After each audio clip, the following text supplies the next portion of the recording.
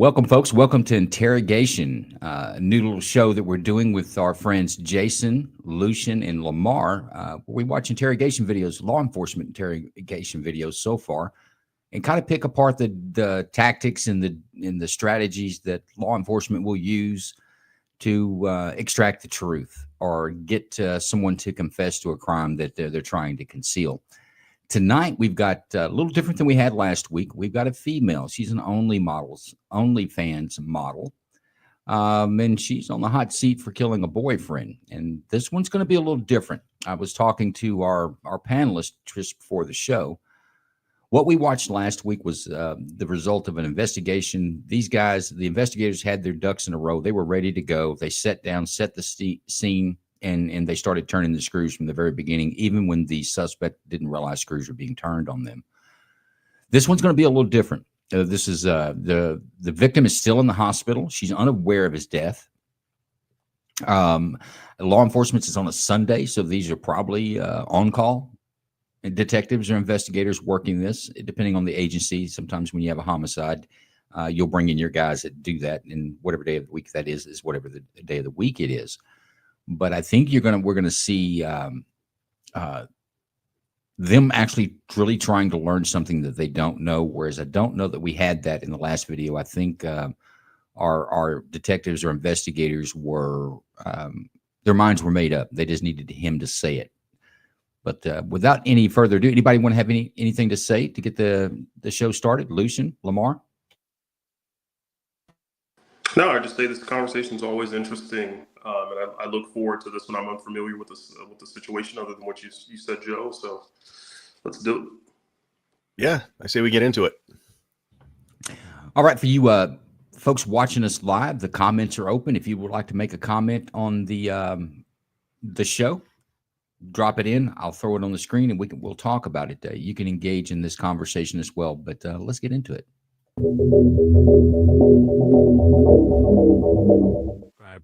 The case that shocked the online community. Courtney Clenny, an Instagram model and OnlyFans celebrity, is accused of murdering her boyfriend, Christian Toby Obumseli. The couple had a history of domestic violence, but no one expected it to escalate to this level.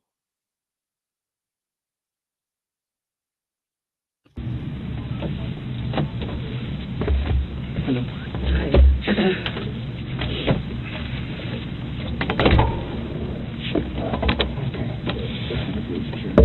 My apologies for being absolutely fucking covered in blood. Listen, you don't have to apologize, okay? I completely understand. All right? Things happen, and you can't control it. Okay? So, you don't have to apologize for it. All right? What's your name? Detective Brasino, okay? And this is my partner, Sergeant Rodriguez. Okay? Today's Sunday, April 3, and the time is 7:36 p.m. All right? What's your first name? Courtney. Courtney? Can you spell it for me, please? C-O-U-R-T-N-E-Y. Okay. And your last name? Clenny, C-L-E-N-N-E-Y. Okay. What is your date of birth? 4/21/96. It's almost your birthday. 19. It's oh really? When is your birthday? The 13th. My boyfriend's just the 12th. Oh really? He turns 28. Super close. This is in a Assuming row. that he. Well, he's still in the hospital right now, so okay. Just take a breather, okay? I know this must be very rough for you right now. No, we were supposed to go to the park with my dogs today. Like, I just is not how I expected this to. Sorry. That's not what we're talking about. You asked me my birthday. Police received an emergency call on an April evening. Upon arrival, they found Christian collapsed on the floor, while Courtney was in complete shock, her clothes soaked in blood. She claimed self-defense, but the evidence suggested otherwise. Okay, what's the next question? Okay. Are you currently living there? Yes. Yeah. The address is 3131 Northeast 7th. Just really quick to note, she is already showing signs of manipulation, and she seems to be hyper aware of the camera. I don't disagree with you. I want to go to Jason though. Jason, how would you approach? We're talking. She's an OnlyFans model. She's used to getting attention from men, and she's dressed in her nightgown pretty much, and she's covered in blood. How would you start this off? How would you try to build a rapport with her? I mean, of course, you don't have all the information to be. I'm not expecting a polished answer, but what would you go? Do you have any ideas of how you would go in and approach this on how to build a rapport to get her to up it, so to speak? I would try to feed into her ego. When I just saw this whole, I'm for some reason the word narcissism is kind of just thrown in my face here. I would try to build her up and make her just feed into her ego and see where that goes. That's how I would start it. I mean, would you do things like being understanding, like, oh, well, yeah, I understand Yes. why you stabbed that guy in the eyeball, man. I And would've he- done the same thing. He kind of did. He did that when he started. He said, "I completely understand. I get it." He's trying to be nice, make her comfortable, but I still, I think you come in soft, and then you're gonna twist it around, depending on what she says. I mean, the basic tactic for an an interrogation like this is you want the suspect to you want them to commit one way or the other. I had nothing to do with it. I was never there, and I'm a complete innocent person. Or you want them to say, "Well, I was there," and then start giving the mitigating circumstances as to why it's not necessarily their fault. So Yeah. how you get there with every suspect is different. I think with females, I agree with you. I think you got to give them a little more leash and let them talk more. I think the big thing with everything, and I'm assuming this is a first statement, is locking them into that story. And law enforcement has all the time in the world to prove that story wrong. So I agree with what you said. Get her to talk, get her to tell her story, lock her into that story. And if you don't have enough evidence to call them out yet, you do have tomorrow to do so. So but yeah, that's kind of how I've done mine on the first initial interview, is lock them into a story. Right. And I think I would approach this being very understanding. Like, I can completely understand. Oh, he's a big guy. He's really mean. I mean, I would really be open for her to give me the story that she wants to give me because she's got a story in her head when she sat down in that seat before this all began on how she's going to try to portray this, whether it's the truth or not. We all do that. But Lucian, I want to go to you because you look at things a little bit different. You're looking at the long game on how you could convince this girl to go do things for you in the future. So what would be your approach to someone like this? Remember, she's an OnlyFans model.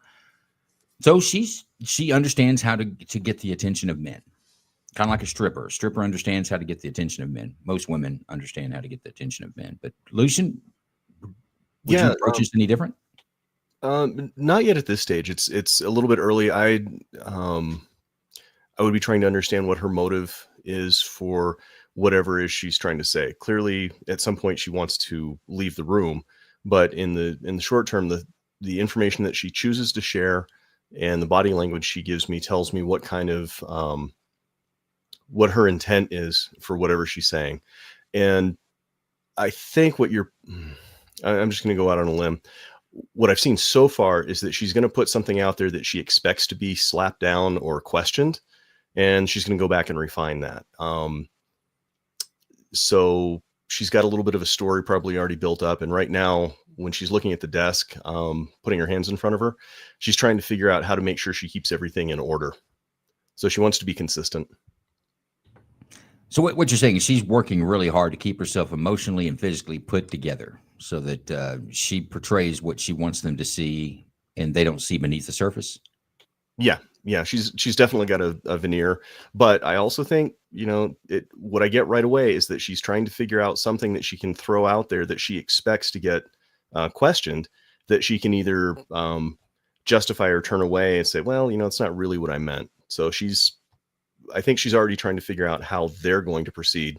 So I don't really know what her motives are yet for any kind of narrative that she might be coming up with. And 100%, we're in the dancing phase. The suspect and the interrogators are going to be dancing with each other to find their lane. But I'll also say that not everyone that sits in the chair with no wheels, so to speak, is guilty. So, and we don't know. I haven't watched this all the way through. The time worked out, so I did not have to do a lot of editing. So I don't know how this actually turns out. I think she probably ups it, but I don't know that. Just really quick, Joe, if I could, one of the other, I don't disagree with Lucian at all. And one of the things that she's doing that we would call it is damseling. She's trying to make herself look innocent, small. Like it's a tactic designed. Women specifically do this a lot to ward off threat.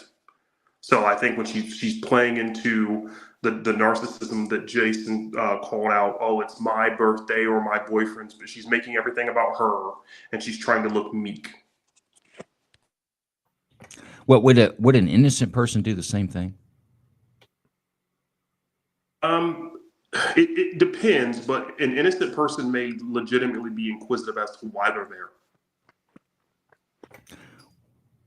I agree, but I think a woman or even a man, when they're sitting in this seat, even if they're innocent, I think they understand that this is an adversarial contest that they're about to engage in. Yeah, no, I'll build on that. One of the things I noticed right when she sat down, she starts finding objects to interact with, and she clears a pathway. So she's moving stuff aside. Probably the dialogue in her head has something about, yeah, I want them to really believe me.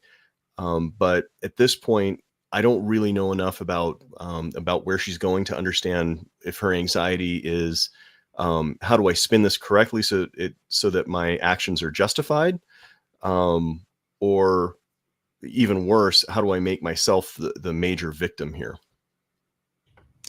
Good points everyone's made. Let's get into the first part of this interview. Okay. And what apartment was it? 2201. 2201. How long have you been living there? Since the first or second week of January.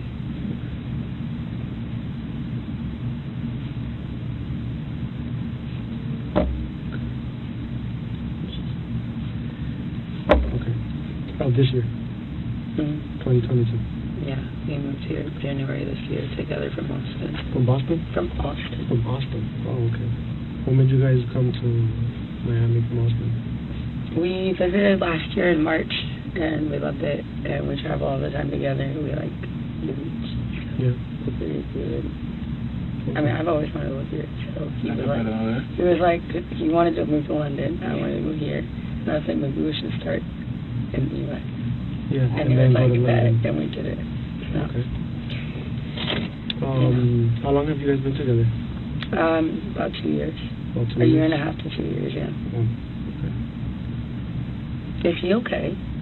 He's still at the hospital. They're still, I know. monitoring him and talking to him. So we're waiting. Oh my God! So he didn't even have to have surgery. Well, I don't know. They're still doing X-rays and stuff like that. So I don't know yet. I'm waiting to hear a response. That's all I have to know. Thank Okay. God. So That's all I need. we'll get to that in a little bit. Okay. And Okay, quick pause. Jason, is the status of the victim when your suspect doesn't know whether they're alive or dead? They were breathing when they left in the ambulance, so to speak. Is there an advantage as an interrogator to keep that information and divulge it at a given time, or not divulge it at all? I personally, I'm not going to divulge it at all. If he left breathing and now he's dead, that changes the whole. Her mindset it now goes to, oh shit, and she might clam up. I wouldn't divulge that. No. Would there be a time in the interview that you would use that strategically? Once you get to a point in the interview where you think she's ready to break, I think then you can change gears. But right now, they're kind of still in the relationship building mode, and no, they answered it just fine. Tactically, I like how they did that. No, I agree. I think I might, even if I knew the suspect was deceased, I might keep it open just to get the story, to get the foundation story laid down first. Because what he did, folks, he left her daylight. Even if he knows the boyfriend is dead, he left her daylight. Did you see her reaction? She's like, "Oh my goodness, thank God!" When he said talking, she was super excited to hear that he was talking because now maybe this is not a murder. Maybe this is not as bad as what she thought it was going to be. Let's see how they play it. Once we're done, I'll go talk to them again and see what's the update. Okay. All right. So you said 1.5 years to 2 years. Mhm. Okay. And you said that today you guys were supposed to go to the park. Mhm. We were. Well, I'll just let you ask questions and I'll answer. No, you can tell me whatever you want. You can tell me whenever you want. Yeah, we had just gotten back together. I had broken up with him the last 2 nights, and everything was perfect.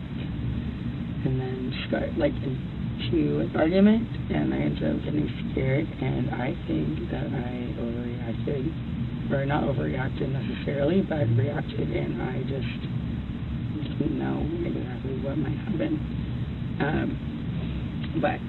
Yeah, we were right before anything happened. We were going to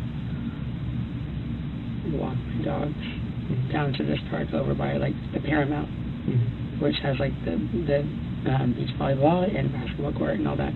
We're gonna walk them over there and let my dog Ranger play soccer. That was my plan for the day, and then go. How old are you? To the movie. Or to go to a movie tonight in Miami Beach. My dogs are 8 years old. 8 years old? Oh, okay. Both of them? Yes. Oh. You've had them all 8 years? Since they were babies? Yes. Oh. What breed are they? Mini Aussies. Mini Aussies? I love those. Too. Super smart. Yeah.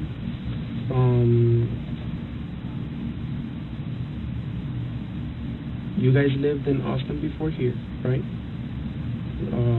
Between the first and second week of January, you guys moved to Miami. You guys stop anywhere before coming to Miami, or did you move somewhere else between Austin and Miami, or you went straight to Miami? We drove the U-Haul from Austin to Miami. Took us 2 days. I didn't drive one bit, and he went the whole way. So a day and a half, 2 days. No, we just stopped a bunch of places on the way. Does he have any family? He does. He has. Yeah. He has his mom and grandma. He's closest to. Mom and grandma? Mhm. We're here in Miami, or? They live in Dallas. I think his grandma may still be in Nigeria, because they visit a lot, but I think that they're back in Dallas. Okay. He has a brother that lives in I think Houston. I don't know where his sister lives. Do you happen to know off the top of your head their phone number, or? None of theirs, no. No? No. Do you have it on your phone number, on your phone, or? I think that I would have his mom on my phone for sure, and then maybe his grandma. Oh, okay. What's his mom's name? He told me. I think I'm terrible. I really Yeah. didn't tell him. That's remembering. And I met her multiple times, and I've been to her house, and I still couldn't tell you. That's pretty bad. I mean, how many times have you seen her? I think 4 times. Yeah, so I'm pretty sure it's spread apart, right? Yeah. So I wouldn't imagine to remember somebody's name that easy. So. This is a point here, Jason. Would you given her some I understand why you don't remember your boyfriend's mother's name that you talked to, and this guy that you love and live with, you don't remember his mother's name. Would you have tried that with a male suspect, kind of going along? I understand, or how would you have handled it? Does a male female make a difference here? I guess is my question. It does, depending on the person you're interviewing. You can have a male suspect that would demonstrate kind of the same. To me, it's more females tend to actually, I think, talk more than males. At least that's what in my experience, males come in a little more confident. She's coming across very talkative and very borderline flirtatious to me. Yeah, there is a difference when you interview a male and a female, but again, you kind of let the suspect dictate which direction that goes. At least my experience. Boy, Vet has got the right answer for this. Anytime they want to talk, no, I want to do it with an attorney. But she doesn't have one, so let's see how this turns out. Hey, Joe, real quick, is this I'm assuming this is a voluntary free to leave statement. It's not Miranda. Yes. Okay. Yes. Well, I don't know. She may have been Mirandized prior. I haven't seen it as far as in the video, and they may stop at some point and do that. But yes, this is. I think technically we could say we started out as an interview, not necessarily an interrogation yet. Okay, got it. Thank you. I'm really bad at remembering names too. So again. The couple had several recorded incidents of arguments and violence. Witnesses stated that Courtney frequently attacked Christian, but no one had ever seen him retaliate. This raised the question, was she truly a victim, or was she the aggressor? How about his brother? You know his brother's name, or no? He is very, like, not, I guess, like, too thorough with talking about. I mean, that's not really probably like the word, but not like too thorough. I feel like I calmed down a little bit once he told me, like, they're just like talking to him. Okay, so I can talk again. They're like, he's not really like that thorough or something. He doesn't really talk as much about his family as I do mine. I talk about my family all the time. Okay. Where's your family at? In Austin. You're all in Austin? All in Austin, yeah. You have a big family, small family? I am the most. I'm the closest with my immediate family. My mom, my dad, and my little sister. Okay. So not really that big of a family. Okay. What's your mom's name? Deborah. Deborah. And your dad's? Kim.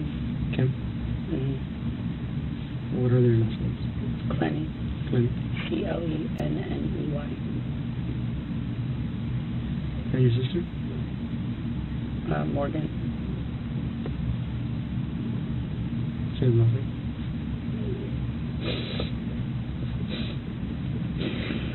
You ever need us to take a break? You know, because I know it's rough, you know, with everything going on, but when you take a break, you let me know, okay? Yeah. Thank you guys for giving me water and tissues. No, definitely. Okay, so do you guys work here in Miami, or do you guys have your own business? Or? I do social media, so I'm an influencer, I guess is what. Oh yeah. Call it, yeah, so I'm an influencer. And he does stocks and crypto. What do you focus on, like Instagram or social media apps? Instagram, LinkedIn. Oh, okay. It's just, yeah. It pays the bills. What's your Instagram? Courtney Taylor. Huh? Courtney Taylor.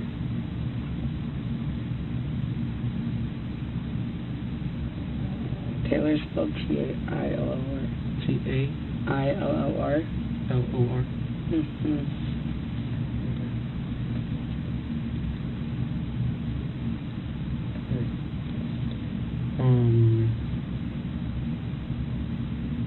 And what is it that he does? Just days before the tragedy, the couple was trying to reconcile after a breakup. But a minor argument over fast food quickly spiraled into a horrific incident. By the time the police arrived, Christian had lost a significant amount of blood, while Courtney was in a state of panic. Stocks and crypto. Stocks and crypto. He just has stocks and does crypto.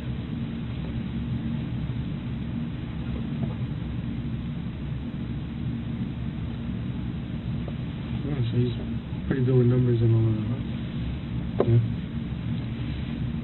And he's done that since you've known him, or? I mean, as far as I know, he's done it since he was 19, and he's 27. Okay. So he's pretty damn good at it. That's, I guess, compared to other people that do it. Yeah. And how long were you guys planning on being in Miami, or before going to London? Or? I don't think London was ever really going to happen. I don't think I would ever do that. But yeah, we were going to move into a house. Mm-hmm.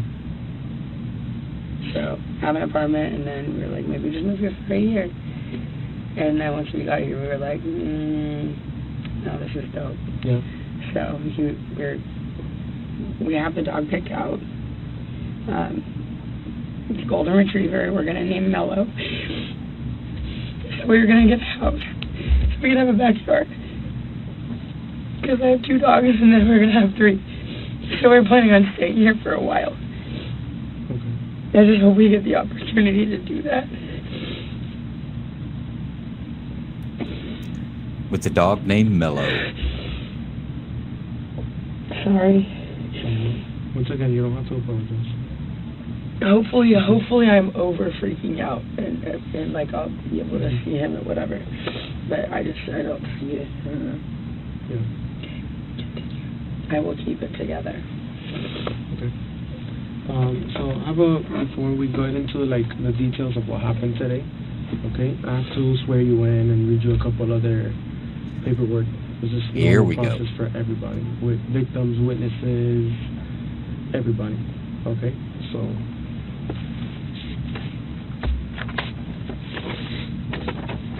Well, I got a chance to talk to Christian today. To who? Christian. Who's Christian? Oh, The victim. they haven't told me his name yet. I don't know if I'm the victim. No. He's definitely the victim. What'd you say? No, he didn't know his name, so he was confused. I was the one that went to the scene. I just assume everybody knows everything. Yeah. Sorry. No, yeah, that's okay. Not always. Will I get a chance to talk to him? We'll If see he once we're done with everything, talking and with the scene and seeing what's the update with him, and then we'll definitely get you an answer later. Cool. Courtney and Christian once planned to move to London, but they ultimately decided to settle in Miami. They were planning to adopt a golden. The City of Miami Police incident number. Okay. This statement is being taken in the City of Miami Police Department, the investigation office, which is located at 400 Northwest 2nd Avenue, Miami-Dade County, Florida. Okay. Okay. Do you raise your hand, your right hand? Okay. Do you swear to tell the truth, the whole truth, and nothing but the truth, so help you God? I do. Okay. You put your hand down. Real quick, have you taken any alcohol or medication or narcotics today? No. No. I have just like medicine that I do, but nothing that is mind altering. Oh, okay. Like what? I actually don't know what it's called. It's a new medication just for. What's the medication for? If you don't mind me asking.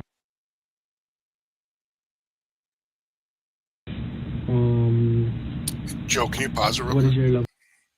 Yes, sir. Lucian or Lamar, did that whole stop? Can I talk to Christian today? I don't know why, but that kind of it's almost like a distractionary device of the path, a distractionary tactic on her point. If she killed him, is she trying to play off that she doesn't know he's dead or that he could die? I don't know. That question bothered me a little bit. I'd love to hear your guys' point on that. Yeah, I'll just say really quickly. This is why, from the beginning, she's displaying indicators of manipulative behavior. So whenever she brings up the condition of her boyfriend, to me it comes across as she's trying to appear more caring, and then she's doing the self-induced emotional roller coaster that she can pull herself out of really quick. So that, I mean, if I were those guys, I kind of understand why they're taking it easy on the questioning, because when we dealt with females, females do something that men typically don't, and that is when females turn on the waterworks, it can essentially shut things down until you can re-baseline them again. I don't disagree with that. But I think that, especially in the criminal realm, when you're interrogating women, especially women, and I don't mean this in a negative way to any woman, but when they make their living making a connection to a man, and a man gives them money, and I'll use a stripper as an example, they're very good at manipulation. They're very good at it, and it's almost what they do in when they go to the grocery store to buy groceries, and the checkout guy's a man. They still practice it. It's almost a constant thing in their life, and I think an OnlyFans model would be the same. By the way, she hasn't given that up yet. She says she was an Instagram influencer. She hasn't given up the fact that she's an OnlyFans model yet. What do you think about the officer fumbling about not knowing the victim's name and all that business? Do you think that's a detriment to the interview? I assumed it was feigned ignorance. It's an elicitation tactic. So if you intentionally make a false statement with the intent to have the subject correct you. But what her response was interesting, that she called him the victim. That was kind of interesting to me. Yeah, I kind of agree with Lamar. Even if it wasn't intentional, I think that's going to play to his favor, because what you're telling the suspect is, man, I don't even know the victim's name, so how much more about this could I know? So there's an opportunity to paint her story and make him believe it, especially when women, I think women really believe that they can make that type of connection and get a guy to follow, dragging him around by the nose. Well, did you catch that she also said, well, I assume you guys know everything? That's a flat out lie. She says that to paint herself as having more integrity.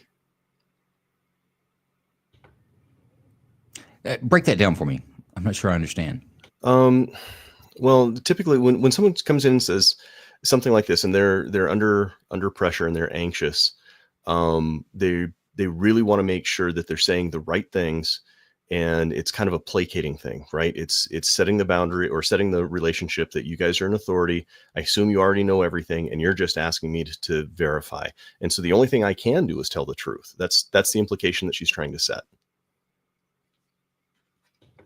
Makes sense, because I assume you guys know everything. So if I'm trying to lie, you're going to catch me. So obviously I'm going to be truthful. Right. Okay. I'm curious to see how this goes when it gets past the dancing phase and gets into the combat phase. Let's see. Level of education. Was it the last grade, or did you graduate? From college. From college? Okay. What college was that? ACC and Santa Monica Community College. Okay. How long of school did you do there? Approximately. It's like at each one, well, ACC about a year and a half, I think. Santa Monica like a semester or two. Okay. That was never for me. Okay. Do you have you been diagnosed with any mental disability or anything like that? No? Okay. Alright, I'm gonna move over to this one. Okay. You have the right to remain silent. Anything you say can and will be used against you in the court of law. You have the right to talk to a lawyer or for advice before we ask any questions.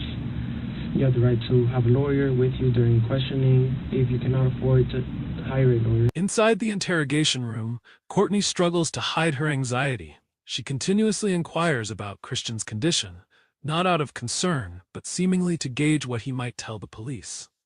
One will be appointed to represent you before any questioning, if you wish. You can decide at any time to exercise these rights and not answer any questions or make any statements. Do you understand each of these rights I've explained to you?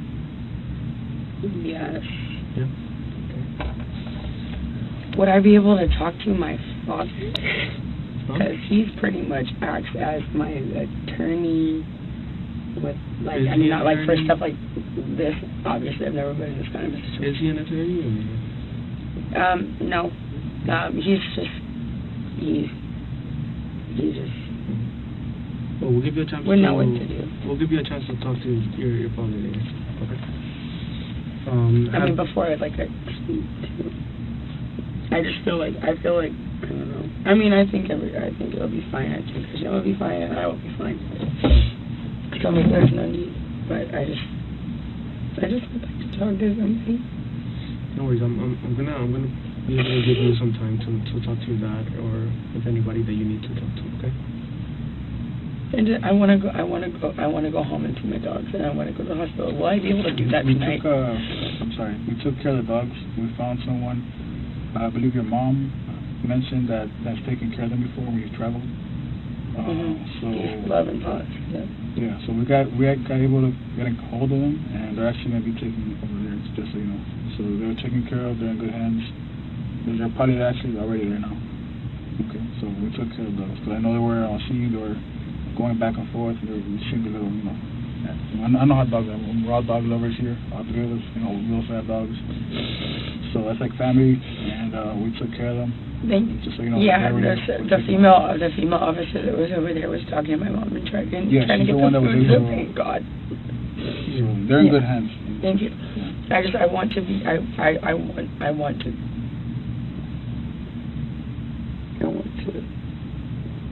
my mom for an hour on the phone, and I want to go sit at the hospital.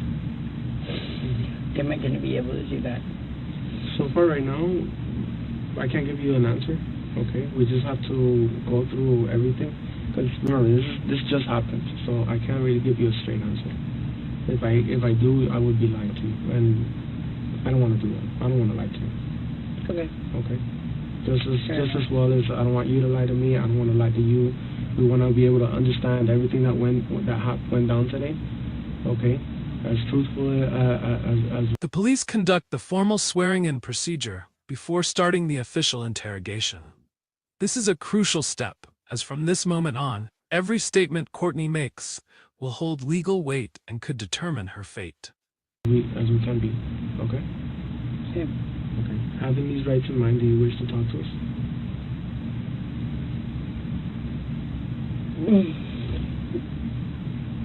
Yeah. If I don't, what happens? I mean, yeah. It's your choice. It's your right. But at the end of the day, we just want to figure out what happened. Okay?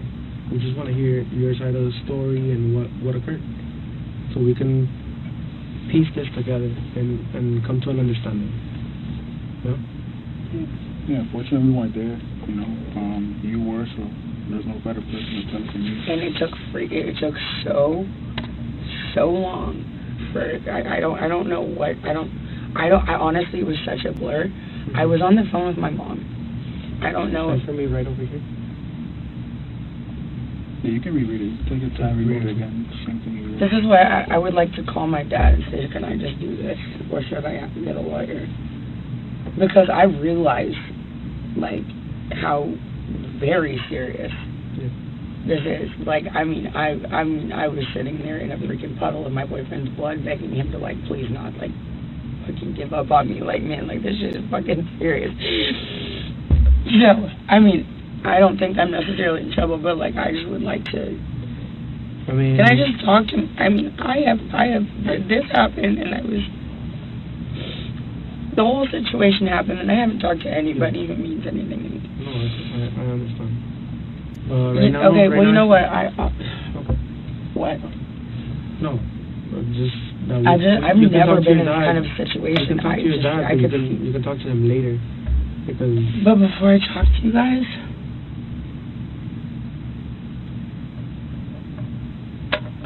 Why can't I talk to him beforehand?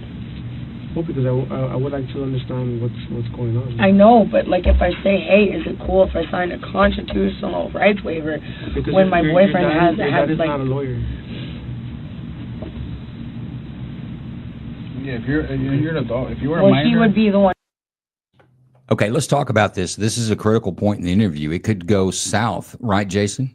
She could say, let me talk to my dad. And dad says, hell no, don't talk to the police. Let's get you an attorney. And this whole thing gets shut down. Am I right? Yeah. Don't ask for your dad, ask for an attorney, and then you can shut it down. But the one thing that when they were reading Miranda rights, and then after that, when I've done the formal interviews and then it turns into Miranda right time, once they read Miranda, okay, they have something now that all of a sudden everything you say can be used against you after that point. An innocent person, in my mind, would be like, are you fucking kidding me? Um, I've seen anger from innocent people that I didn't do this. Why are we going this direction? And I'm seeing the direct opposite here, where she's still trying to appease them, wants to talk to her mom and dad, which is kind of interesting to me. I mean, if I'm in that position, no, I'm calling an attorney. We're done here after my rights are read. I would be more convinced if she was innocent, she would have got mad at that point. But you're right. You want to keep her talking. She's saying the wrong code word to stop the conversation, which I want to talk to my dad. Your dad is not an attorney. Well, let's talk about that. There is a time when you can employ family members or a spouse, mother or father that can maybe help you get down to the road in an interrogation. But I would say now is not the time to do it. I would be pretty convinced that dad's going to say, get you an attorney and shut it down. Up here, we're not obligated to let you talk to mom and dad. We are obligated to let you talk to an attorney. No, I didn't say you're obligated. Sometimes that's a good tool, though. They're right on the edge, and you can get mom to come in and say, "I've raised you better than this. Tell them the truth," type of shit. But you never know what kind of mom or dad you're going to get in. So I wouldn't let the phone call go through. Yeah, that's a risk. So can we talk a little bit about the mental state that she's exhibiting right now? Sure. So let me see, who was it? Burton asked about the scratching. It's an anxiety response. What she's trying to do right there is make sure that she has something to focus on. And it's largely involuntary, but you get this tactile response. Contrast that with when she put her right hand up against her face and was playing with her mouth a little bit. As they were reading the rights, she was avoiding having to listen, having to process that information. And that was the point where I started looking for these behaviors where she doesn't know really if she's in trouble yet or not, but she suspects it's going that way. So what we're seeing, in my opinion, is a struggle right now where she's trying to be very careful, where she doesn't want to say, I want a lawyer, because she thinks that implies guilt immediately. But she's also trying to figure out if she can keep everything straight enough and tell the right story to be convincing. At this point, I don't think she really has a solid idea of whether she's actually in trouble or not. She hasn't denied doing anything. But she's been very careful about how she phrases things. I agree, but I'll also say when it comes to criminal investigations, someone who could be, and let's not use the word innocent, but maybe not culpable for the crime that you're investigating, still is going to have a level of anxiety sitting into this room under the circumstances. I expect to see some anxiety. Yeah, but the way that manifests is going to be slightly different. If you're trying to focus on keeping something straight, that doesn't necessarily imply you're guilty or not. And again, this is where I defer to law enforcement's interrogation techniques. My approach to this would be to say, oh, there's a sensitive spot there. Let's not worry about the actual information so much as the behavior.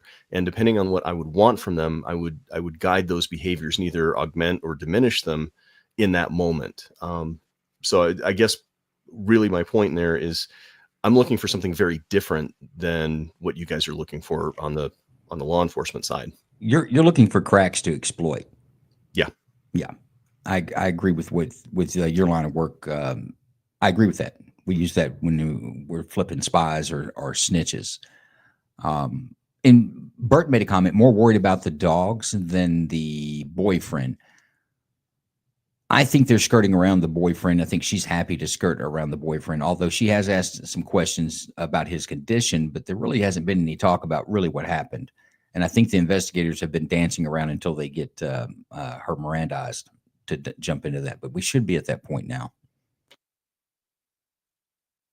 I guess my point to Burton's comment is that I don't know that right now, I don't know that she's guilty. I will go with Jason. Innocent people who are not guilty, they get kind of offended with the dance. They want to get right to it. I didn't do this, and this is why I didn't do it. Fuck you. And that's why I said I don't think she knows if she's guilty or not. She doesn't know if the extent of her actions make her culpable or not. And that's a good point. She also doesn't know the condition of her boyfriend, that maybe he wasn't injured as bad as she thought, and he's going to walk out of there with a Band-Aid, and they're going to make up and everything will be fine. But yeah, I think she's trying to figure it out, and she's trying to draw as much information from these two investigators as she can to help develop her course of action. Let's see what she does. Who would, If he you were handles under my 18, lawyer too. If you were under 18, then yeah, I would provide you a phone call to your father. But you're over 18, so I don't feel like it. I don't want to tell my parents. yeah, I get you. I feel the same way with my parents. You know, I still go to them too for questions that they've dealt with. And Courtney appears confused and frightened. She repeatedly mentions her father, who handles her legal matters. In her mind, calling him seems and try and narrow it down to what happened. I don't hear that, guys. BS. You get a much better picture, a much better idea coming from you who was there today than us trying to piece it together from other people people as well in there, you know. There's no better story to get than yours who was there. So which is why we prepare from you. But you know, like you said, it's your decision if you want to or not. But for us to obviously proceed and make a better decision for all of us, it's getting your story, you know. You were there. You know, you were so you My boyfriend is not dead, is he? Well, he can't talk to us right now either way. He's in the hospital. Jack is a homicide. Yeah, so I don't know. That's like the Dexter vibe. All of those things things are explained like. to you on scene. It's Sunday, so Sunday domestic violence scenes don't work. So we handle their calls anytime we get into the domestic violence calls. We handle it for them, and so that's why we were raised from the beginning. Can I go and come back? No, unfortunately, no, I can't. It's steps, you know. Once we handle this, and we'll go to the next step. And Is there a chance I'm gonna go home tonight? I don't have a definite answer for you right now. Okay, well I'll just tell you.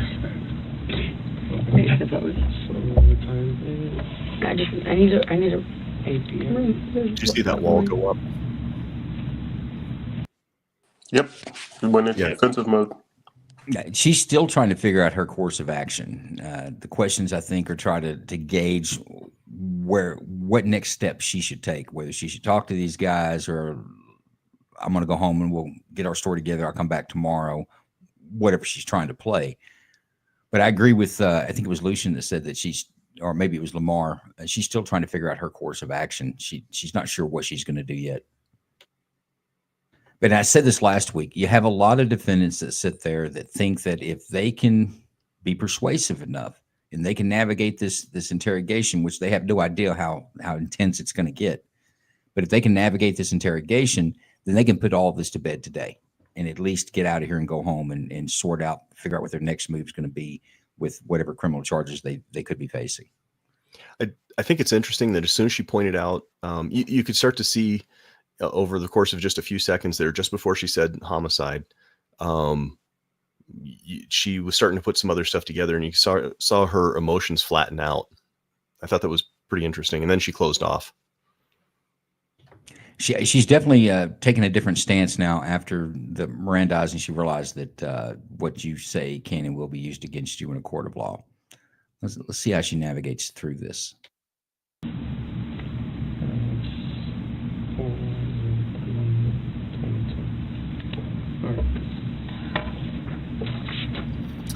Hey, Joe, real quick. So let's start from. If when she was asking questions, she was sitting on the table, and I noticed she was kind of in an aggressive stance. And then once she asked the question, "Am I going to go home tonight?" Now she's sitting back in her chair, arms crossed. I think that was the point she realized, oh fuck.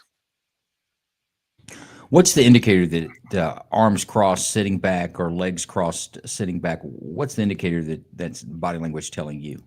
It was the change in it. It was her elbow on the table, hand on her face, and asked that one question. And then that moment, I think in her mind, she finally recognized the oh fuck moment. And then she sat back and became more of a she's protecting herself. She's guarded.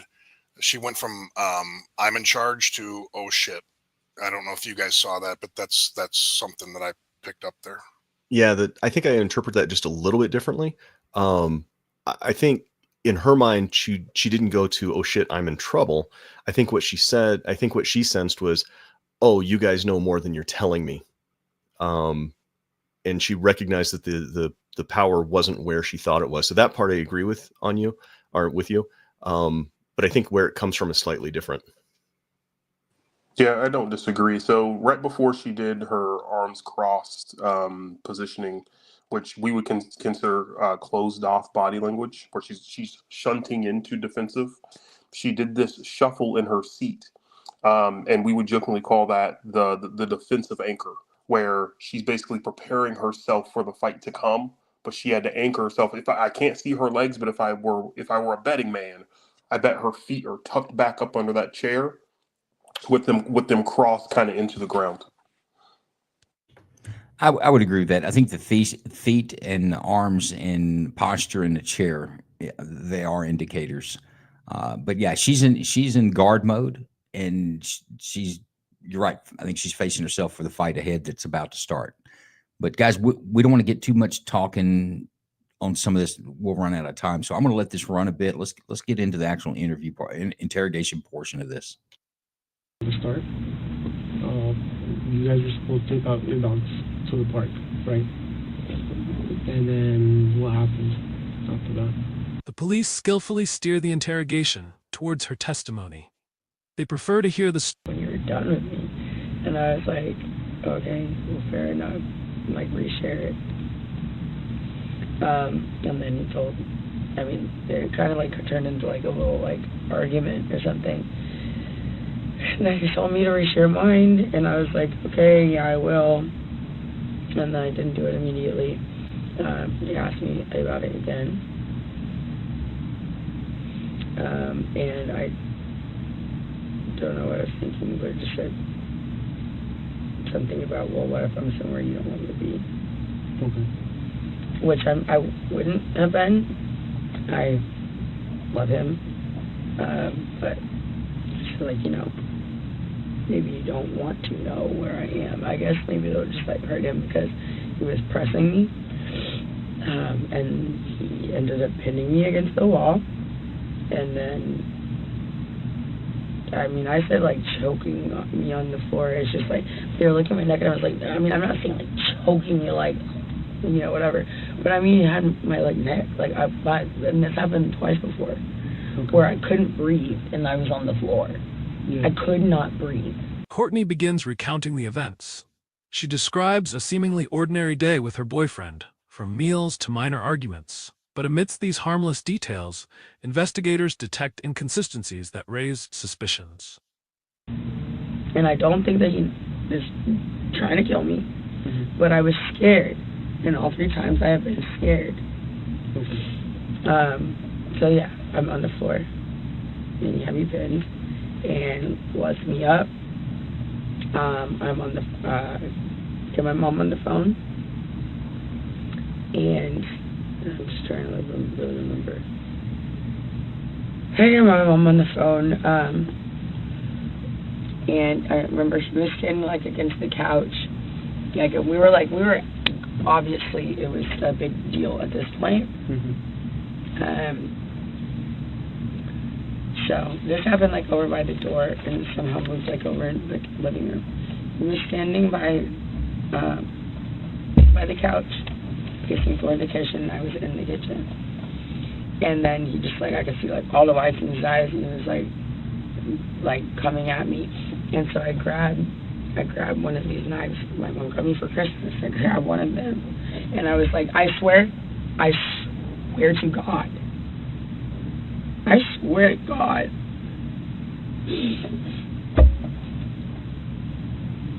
It was just like, I grab and be like, don't come anywhere closer to me. Because, earlier, that happened 2 other times, I couldn't fucking breathe. I'm sorry. I couldn't breathe. And it's very scary. And I just think, just like this kind of thing where I was saying, do you know if he's okay? If he's choking me, and he's angry enough, he might like, or, I mean, this is different, I think, but if he's like choking me or like pinning me or something and I can't breathe, he might go too long. So I grab a knife and I said, don't come anywhere closer to me. I had absolutely no intention of using it. I'm on the phone with my mom, and he's coming at me like he's gonna grab either the phone or like the knife or something. And so I was just like, I was like, don't come any closer. It's coming at me, and I drew it. And I meant for it to go. How far away was he? Well, I was by my fridge, and he was like by the edge of one of the chairs of the sofa.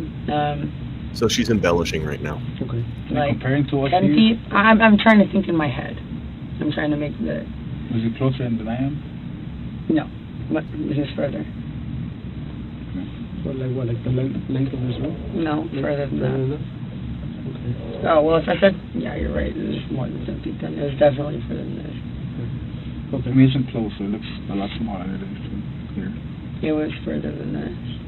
Okay. So then, you were by and the I got fridge and he scared. was by the couch? You were by the fridge and he was by the couch? Yes, I was And then- in front of the fridge.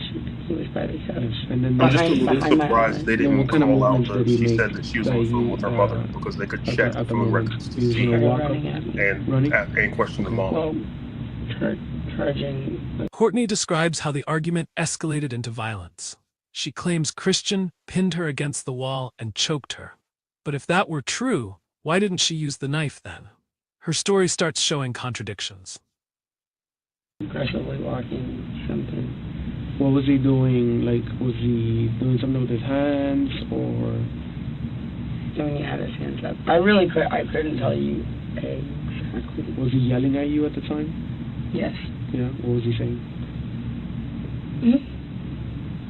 Well, I'm supposed to put my hand up, so I really need to like think.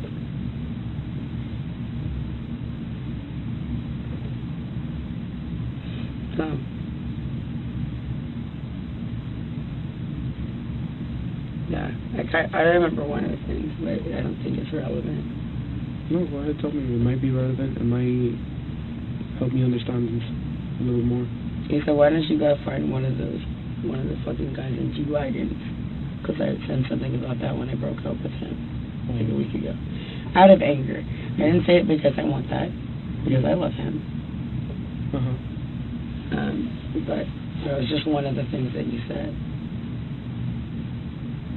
Was that at the moment that he was charging you or earlier in one of the arguments? It was before he choked me. Yes, it was before he choked me. Okay. Or whatever. So he gets. So no, not right then. I couldn't tell you exactly what he said right then.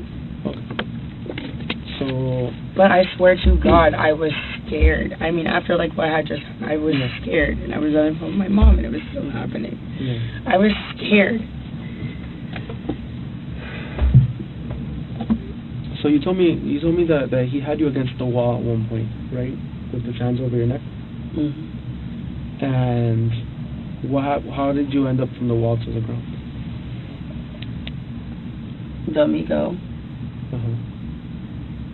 Let me go, and then I started swinging on him because I had been against the wall. Okay. I started trying to hit him, Yeah. and then he put me on the ground. He dropped you to the ground. What did he do? Did he lift you up, or did he grab your hair? Did he just kind of rotate you onto the ground? I really couldn't even tell you. And pushed you? If I could have been given all these questions, before, I could be like, maybe let me think about it. Or when I'm trying to remember a whole situation of where I was very upset about something, which I've learned this in therapy and whatever. It's write down all the details so you don't forget. Courtney struggles to recall the details of what happened. She insists she hasn't had the chance to write anything down and is unable to fully process the events. But is this genuine confusion or a way to buy time? Just write it all out clearly so that it makes sense to you and makes sense to somebody else. but I haven't had a chance to have a pen and paper or my phone to like write down exactly what happened, and I haven't really even like fully thought about it. Yeah. So honestly, my answer is I don't remember. That's fine.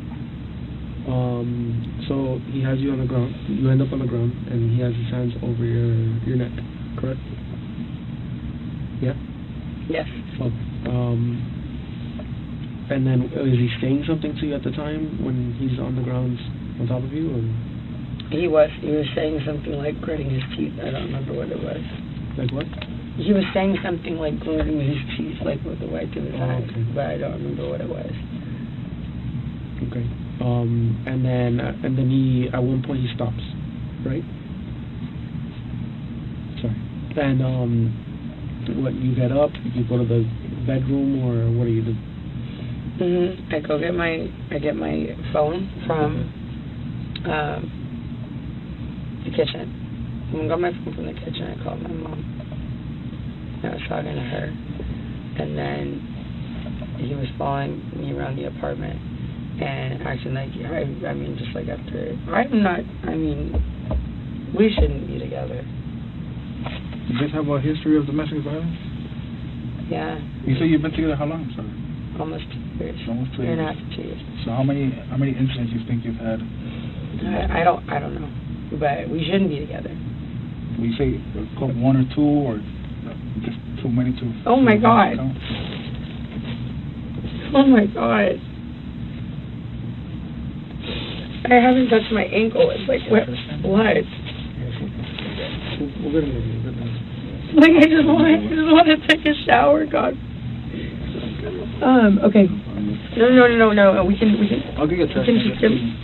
I'm not trying to interrupt the. No. You keep on.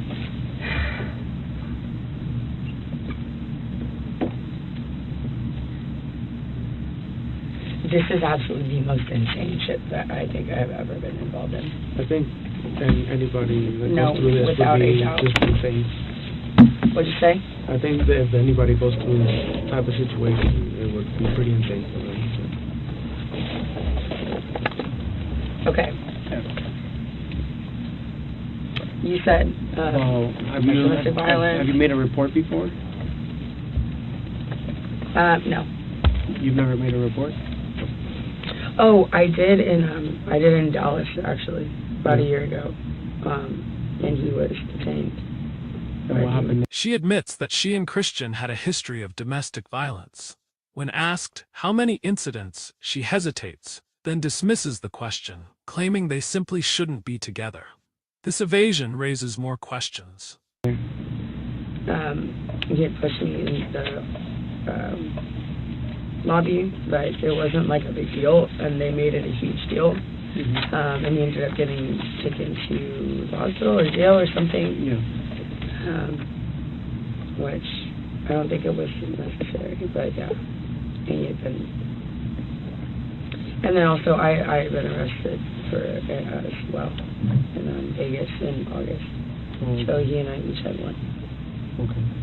What happened in Vegas? We just got in an argument in the hotel room, and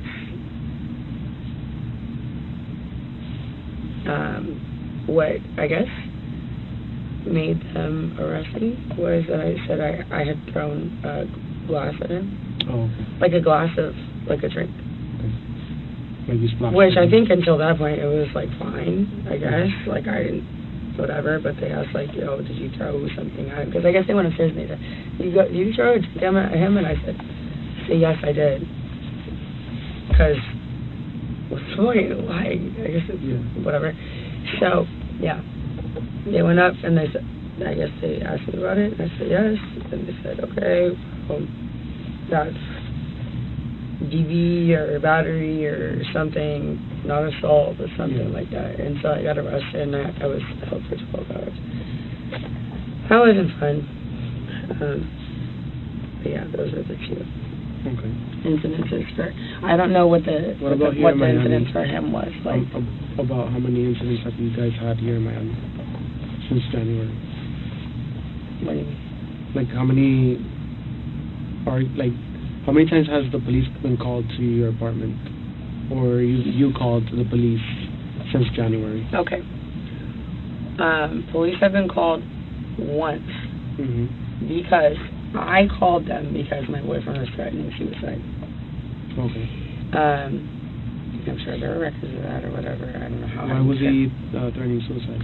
I don't remember exactly what the situation was, but he had taken a knife. He grabbed it in front of my face, and then I got scared, and he was kind of waving it at me, but it wasn't for me. And then he took it into the extra room and slammed the door. And he has a history of self-harm, so I was kind of just like, okay, well, let me go in there and chase him, regardless of whether or not what's going on. And I try to open the door. Courtney reveals that she had called the police in the past due to Christian threatening suicide. Yet she claims she doesn't remember why he did it. This seems odd. An event of that magnitude should be unforgettable. And he wouldn't open the door, so I got really scared that he was doing something in there that I couldn't control, so I called the cops. And he wasn't very happy with me about that, but I was really scared. Did he say anything that he was going to do to himself, or? And he's threatened it many, many times, but I don't remember if he did it right then. Does he suffer from anything? No, that's what he's told me. Yeah. And then the other time they called police? Okay, and then this, I mean, the police were called because of us, actually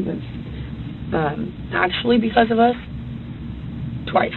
I mean, if I'm being correct. It was that time when I called, and then this time when it was obviously absolutely necessary. Okay.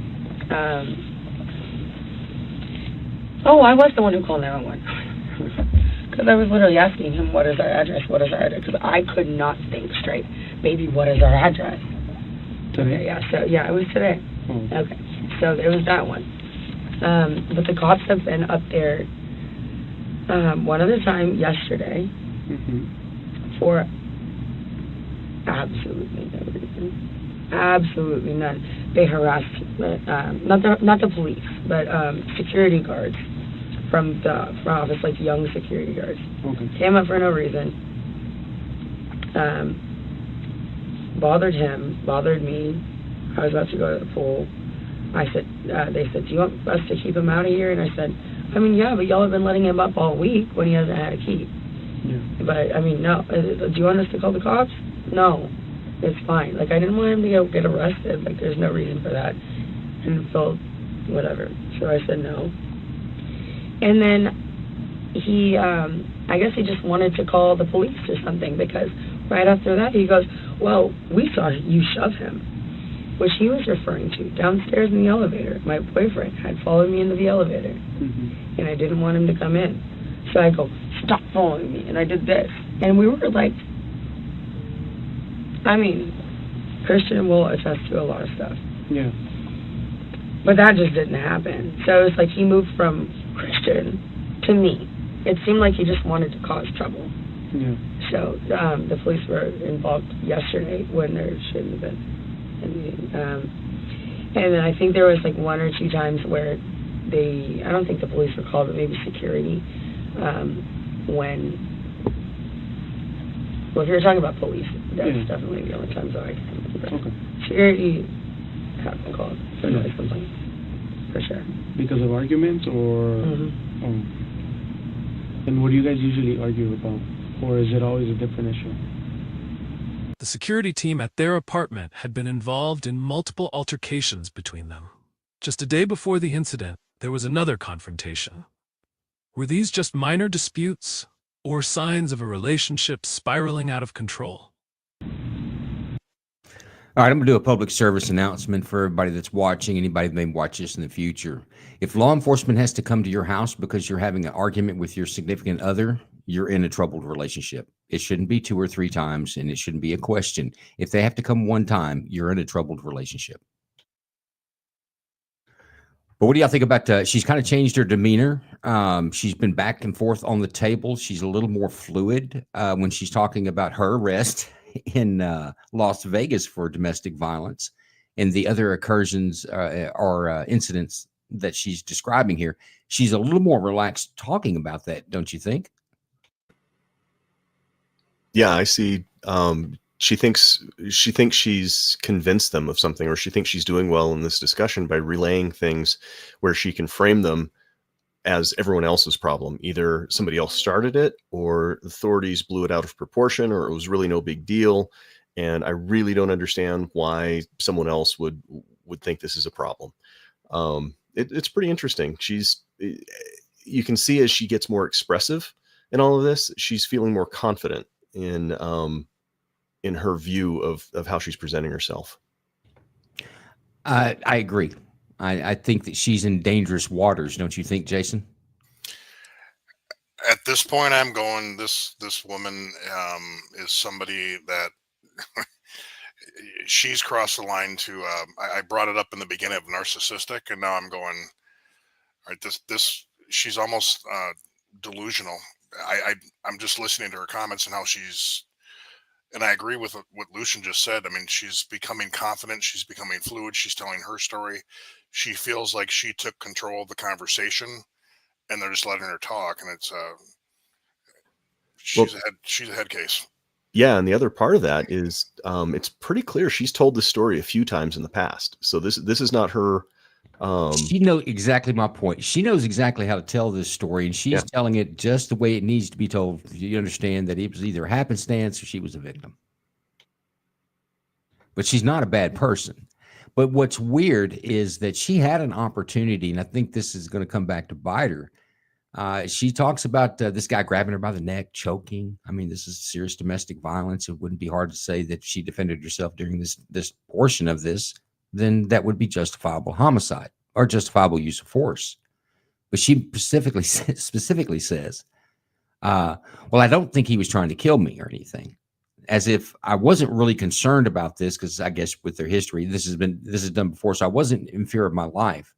So I'm curious to see how she's going to try to justify the actual stabbing of him, because we haven't gotten to that point yet. Jason, another question. What do you think about her wiping blood off her ankle? That was weird. I don't know. Did she even look at her ankle before she did that? I don't. Well, what makes me want to know is, did the investigators even look at their photographs of her body and all that stuff? Yeah, so you could get a photograph of this suspect's blood. I mean, the victim's blood on the suspect's ankle. She reached down. Well, my point is, she's been here a long time, so it makes me wonder if they haven't done a forensic. So I'm also wondering too, is she photograph wearing a robe? Or like scrape fingers and that kind of business?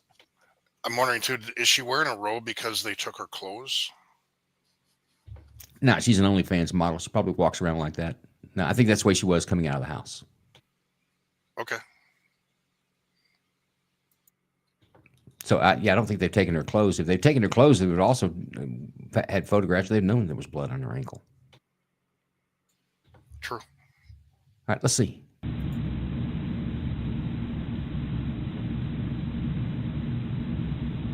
don't even know. I mean, I know, kind of, ish. But I don't even know. Okay. Do you mind telling us about those arguments or no? I don't think there's a point. I cannot remember everything, so I'm not. I don't want to remember part of it. Would you say it's jealousy related? For sure, for some of it, yeah. So you think you can tell us the story one more time, just so I can make sure that I didn't miss anything? Didn't she write everything down? No, he's writing it down for me. Yep, But I she just knows wanna, she I made just want to stuff make sure up. that you can explain to us one more time the story. Okay. Well, I mean, you can see how I am. I didn't think they were Okay. going to ask her to repeat it. Well, he went to go get me Subway. Okay. We wake up. We've broken up. I broke up with him about a week ago. My mom came into town. She was in town because of it. And I told her, like, what am I saying? Anyway, she came into town because of this. She was there. All right, Intel guys, what is she doing right now? Why Trying to did her remember demeanor what she said. change when she just asked to repeat what she just tell the story again that you just told us? Yeah, she's trying to remember what she said. Here's the thing. What I saw was she was embellishing. She was kind of staying along the lines of what may have really happened, but she was being careful about how she framed things so that it either looked like she had no choice or it was a reasonable action, and that she was the victim. But now those details kind of got lost. That's why I was pointing out the Well, confidence. hang on. Let's compare this to the gentleman we had last week who had done 15 years in the penitentiary, somewhat familiar with law enforcement and what's happening to him. He was a bit more sophisticated, but they did the same thing to him, and he would tell the truth. Everything that he could tell you that was true, that wasn't going to incriminate him, he told you. He told you that.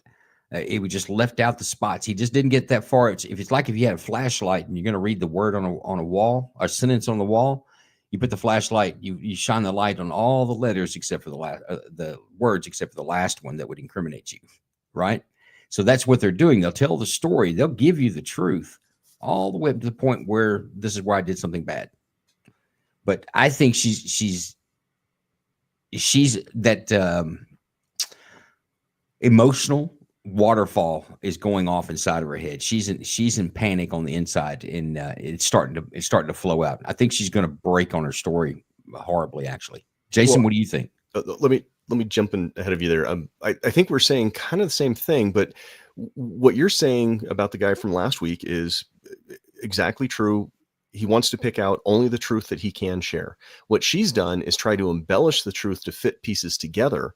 And that's what she's panicking about right now. She still doesn't really understand if all the facts came out exactly as happened, if somebody videotaped the whole thing, she still doesn't know if she's actually culpable or not. And so she's trying to skew the interpretation. And that's what's screwing her up right now. She got really confident because she had told the story many times, but now she's being held to account for that, which probably tells you that even though she's told the story many times, she has watched for the reaction. She's played to whoever is listening at the time to get impact from them, not to relay the truth. She's good at telling an emotional story, and that's what she told before. She told pretty much an emotional story. It's very difficult to go back and replicate with detail, telling the story again with emotions, and that's where she's at. She's not sure the story, you're right, doesn't quite fit together unless you smooth it over with some spackle of emotions. Oh, well, she's a poor girl. Okay, maybe that happened. That's the way you have to buy the story, because there's no meat, there's no rock, there's no detail in it. But she also is not telling her story. She was telling the story as she was reliving it emotionally. So now she's going to have to go back and try to figure that out again and be in the right state. I don't think she can tell the story the second time and it be the same. Yeah, this is a good move on the cop part to give me it again. And she asked, didn't you guys take notes? And she panicked. She panicked. Yeah, and I would predict, and I'm not sure where this is going to go, but she's going to tell a story again. And if these guys actually find holes in the first version to the second version, I'm imagining that's where this interrogation is going to go. Yep, I agree 100%. Just really quickly, I would say I think she's going to bumble through this, and she is going to lean increasingly on her ability to flash cry and then regain her composure, because it's a way that specifically female subjects can throw off an interviewee. Right. Well, in their favor, women, and I'm not being negative towards women, just honestly, women who make their living off of drawing the attention of men, if that's sexually through OnlyFans or if it's flirting on Instagram. Either way, women who make their money on drawing the interest of men to the point that they can monetize that, it becomes a way of life where they deal with every other situation in their life, because that's been a very successful. They're good at that. The problem is when you get into this environment, the emotions is what maybe one of the reasons I can't. It's hard for me to listen to someone who tells a very emotional story, because it's like I want to wipe away all the dust and glitter off every bit of that. Just kind of get to the point, something that means something. Because half the time when you tell an emotional argument, it's a bunch of how I felt about everything, which is nothing as a police officer, Jason, I can really do anything about other than they were upset. And before you get back into it, I would like to point out that at this point, I would have taken a slightly different tack than the officer. Instead of saying, "Tell it to me again," I would have simply started repeating stuff back to them as if I were sympathizing, but I would get some of the details wrong, and I would wait for them to correct me. And if they didn't, that's a pretty good red flag right there. I see your tactic there. Jason, what do you think about that? I would rather go into say it again and compare the notes. That I don't disagree with that, but if she can, if the first story is made up, good luck repeating it. I would let her talk more. Well, especially, okay, look, you can take a makeup story that somebody knows and they know what they're about to get into. And I'll give our subject last week. He knew kind of what was going on. So he already had a story. He knew where his bumpers were. And so anytime you asked him to go back to it, he might get some of the in-between bubble wrap in the story or in the box slightly wrong, but he would hit the bumpers correctly. He just leave out the points. Like I say, with a flashlight, he didn't show the last word in the sentence. She didn't. She has no bumpers because she went through this whole emotional tirade on talking about their history with domestic violence. So I think she's in panic mode. I really don't know what she's going to do, but she's not going to tell that same story twice. And that's whenever reason I say this, folks, for you listening or watching, is that's going to be a problem because now you're starting to show inconsistencies. Even if you didn't do it and I catch you inconsistencies, I'm going to keep going because I'm not going to be convinced. That, she doesn't know what's important about what she said. 100%. That's a better way of saying it. Way to go, Lucian. Let's hear how she finishes it out. For about 6 days, my boyfriend was freaking squatting in my elevator, like, little room. But I didn't want to kick him out because he said he wanted to be close to me. I'm like, okay. I eventually feel like, okay, I got this under control. You can go home. Day she goes home. That crap with the security guard who I guess just had an agenda. That happened yesterday. Or was it the day before yesterday? Honestly, I really don't. I can't think of it. It's the day before yesterday or yesterday. So. Which security guard is this? Do you know his name? I don't remember his name. I could point him out in the lineup in 1 second. So after that fact, I was like, wow, you just tried to cause a problem for no reason. I thought it was just fun. I was like, why are you doing this? Like, just because, like I said, that we're over, blah, blah, blah. And he was trying to talk to me, and I just didn't want to talk to him. I really let him have it over the phone. And I let him come back and spend the night, and then he explained the whole thing, and I was like, oh my gosh, this is definitely too nice. Courtney is asked to retell the events once more. She hesitates, then starts from the beginning, recounting the day Christian brought her a Subway sandwich. Investigators listen carefully. This version may hold inconsistencies that could expose the truth. Yeah. He explained the whole thing, and I was like, okay, you know what? Let's agree. We will never, touch each other again out of anger, and he will never gaslight me again. Those were the two, main things. And this was a very late night. So the last couple days have been, he was just great. He was happy to be back in the apartment. I was happy to have him back in the apartment because I missed him. And been waking up telling me, good morning, I love you, touching me. It's just, I felt very, very loved when I woke up this morning. That's why I'm so, heartbroken. It's just why? Why? I should have just left the apartment. Come to think of it. Okay, so anyway, he went to go get me Subway, or he went to go get himself Subway, then got me Subway. He rode his bike, or I guess, whatever, walked something, came back, and then I was trying to look for his location, while he was gone. Not because I was wondering where he was, sketchy. Yeah. But just, trying to see how far he was, because I was... He was on his way back? Or... Yeah. Okay. I mean, yeah. So, I couldn't see it, and he said that he would change it the night before, I think, I don't know. And he was at he asked me if I would change mine back, and I said something along the lines of what? What? Oh, it said something. I'm staring at your yellow paper because it's in front of you. I cannot read one thing, so I don't know if you think like I'm. No, you're good. Okay, so the subway thing. He comes back. She's a practiced liar, and she just exposed I asked him about herself. his location. He said he'll change it. Break that down for us, Lamar. So what she's showing repeatedly is that she is very uncomfortable with restating something that she has told them before, and she knows it's because they're going to find holes in what she's told them. So when she highlighted the yellow pad, I mean, unintentionally, it'd be really stupid, but I think she unintentionally highlighted her concern that they've tracked her story and they're about to catch her in a lie, and she knows that she's lying. Asking about 100% she knows she's lying. And I think it goes back to what I said earlier. She told an emotional story, and it's hard for you to go back and replicate the emotions and tell the exact same story.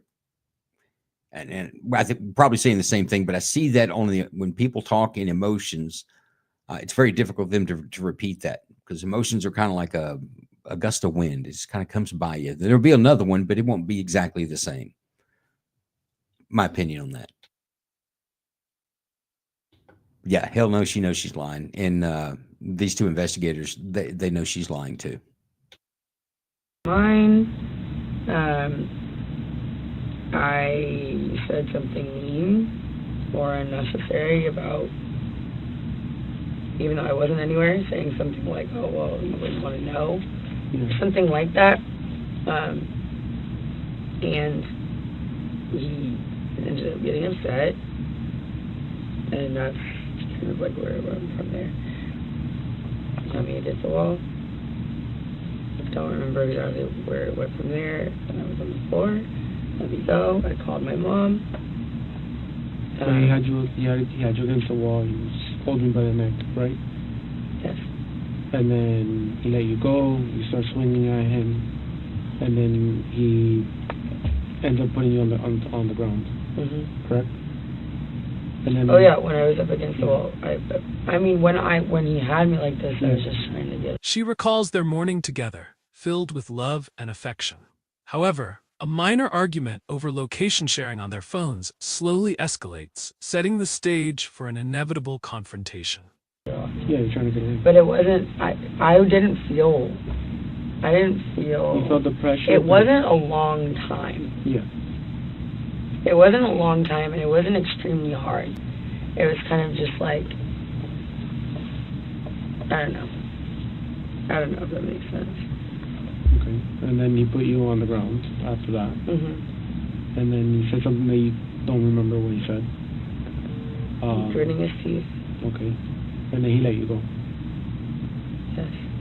Okay. And you got up, and then what happened? I went into the kitchen. I picked up my phone from my charger. Okay. Called my mom. Actually, at that point, I walked into the living room. She was sitting on the couch. I didn't say this before. I walked in the living room. I called my mom. You could see I was calling my mom. Okay. That made him angry. I went in his living room, took us on the couch. He came in there and tried to get the phone out of my hand. So I went back into the kitchen. And at that point, I was sitting there, and I grabbed the knife, which... Did he ever get the phone out of your hands, or no? No. No. He just came over to me and was trying to get it, and then I went into the kitchen and got the knife. I don't not think that this was. I don't know. I really don't know if this is justified at all. I actually don't know. Well, that's what I really don't know, because I know I was scared, but I really don't know. So you grabbed the knife. Because I grabbed a knife. I grabbed a knife, and I said, like, pretty much just like, don't get any closer to me. And then came at me, said something, came at me, and then I just threw it. And I really. How exactly did you throw it? Did you just throw like that? How many times? No. How exactly did you throw it? Like, you threw it like this, or kind of like you kind of flung it at him overhead, or how did that? Oh, I just flung it. You just flung it over your head, or from like this. Okay. I mean, So from like beside your head. Holding it, yeah. So not like, okay, like I'm holding it like this. This is not the knife, the blade to it? Right, the blade. I'm not, I for dang sure did not stab him. That would be insane. I mean, I didn't even think that this would touch him. But I mean, I thought that I would scare him by just grabbing it. I thought I would scare him by just grabbing it, but that didn't work. So, anyway, comes at me, and then I just... Courtney describes the tense Okay. So is she telling us that she actually threw a knife with a kitchen knife and stabbed someone and killed them? Yeah, that sounds like she's, maybe she's got ninja training. Who knows? Man, Jason, what do you think about that? You ever seen a knife throwing? I've seen an axe thrown into a board, but yeah. You seen an axe thrown into a person? No, into a wall, but yeah, she tried to correct them and said how many times, which was interesting to me. That kind of telling me how many times did you stab, or she thought how many times did I stab. The throwing part kind of threw me off. I think that would be a red flag for me that that happened. So what she's trying in her story though, what is she trying to place there? Like almost backing off her culpability in it, as if well, I didn't. Maybe I was justified because of his actions, but even if I wasn't, then I didn't mean to do it. It wasn't intentional. I was just getting rid of the knife, and he just happened to stick in him like in the movies, and be lethal. Don't forget that. Yeah, I agree with that. That's a weird statement. And I'm very curious to see how these investigators. I don't think they're going to walk away from that. I think they're coming back to that. Anybody want to say anything before we keep going? Nope. moment when Christian pushed her against the wall, holding her by the neck. Strangely, she keeps emphasizing that it didn't last long and wasn't too forceful. Is she trying to downplay his actions? His voice is a little or is she hiding something? And I was kind of just trying to fling it past When him. you threw it, when you flung it, how close was he at that time? I mean, I said 10 feet, but if this is 10 feet, it was definitely more than 10 feet. Okay. I mean, if somebody goes into my apartment, they can see how far it was. Yeah. But I did not want it to actually, I mean, injure him. Mm-hmm. That And what might did be he okay, do? but What this did, kind of thing. what did he do after you flung the knife at him? Did he walk around, or did he fall right then and there, or what happened? He fell down. He fell down? Yeah. He didn't walk around or anything like that, or still try and chase you, or what? No, because it hit him. Because it hit him? You know where the knife is? I think it was like right here. Okay. And what did you do after he fell? Any significance to asking twice, making very clear that he fell straight down? He didn't walk around. Jason, what do you think about that?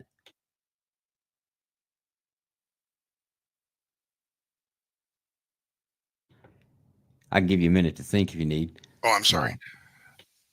They're locking her into her story and let the evidence prove it wrong. Well, there's blood on her ankle that she didn't even know. So I would imagine there's quite a bit of blood in this apartment, which is not would be either this struggle went on, in multiple locations and he finally fell where he died, or like the explanation that the detective offered. Well, when you stuck him like that, let's assume I believe that. Did he just fall right there? Or did he walk around a little bit bleeding? So that would account for blood being in other locations. So I think that's going to be a part of that as well. It was interesting that he went back to it twice. I'm guessing this guy has multiple stab wounds. Would be up close and personal. Would be my guess. She threw it like a Chinese star, Jason. Bullshit. I ran over to him and grabbed him, and like it was just like a blur, but I ran over to him and I grabbed him, and I just said, "Oh my God, what do I do? What do I do?" Like I'm like the worst person to be around. What do I do? And he said, call somebody, and I was on the phone with my mom. He said that? He said, just call somebody, and I was like, okay, I'm on the phone with my mom. I said, Mom, what do I do? She said, call 911. I think I called 911. I actually don't remember. Mm-hmm. That's obviously the easiest thing y'all could look up. Is if I called. I really don't remember. Why did I end up taking him closer to the door? I don't remember. I think that he walked closer to the door because we ended up closer over there. I think, yeah, he fell down close to the couch. Yeah. There's probably blood all over that white couch. I bet you anything is everywhere. We somehow ended up over like by the extra bathroom in our like little like laundry closet. Yeah. And there was like he was just bleeding a lot. And But I was she's covering blood in different locations, so she backed up pretty good on that. After breaking free, Courtney runs into the kitchen and grabs a knife. She insists she only meant to scare Christian, but somehow the knife struck him. The key question, was it really an accidental throw, or was it an intentional attack? Put pressure on it. I'm going to have to go through and start editing that out. I was like, At some point he you kept took trying to out the lay knife? down. He kept trying to lay down. And it looked like he was losing. And like, oh my God, God forbid I fucking lose Christian.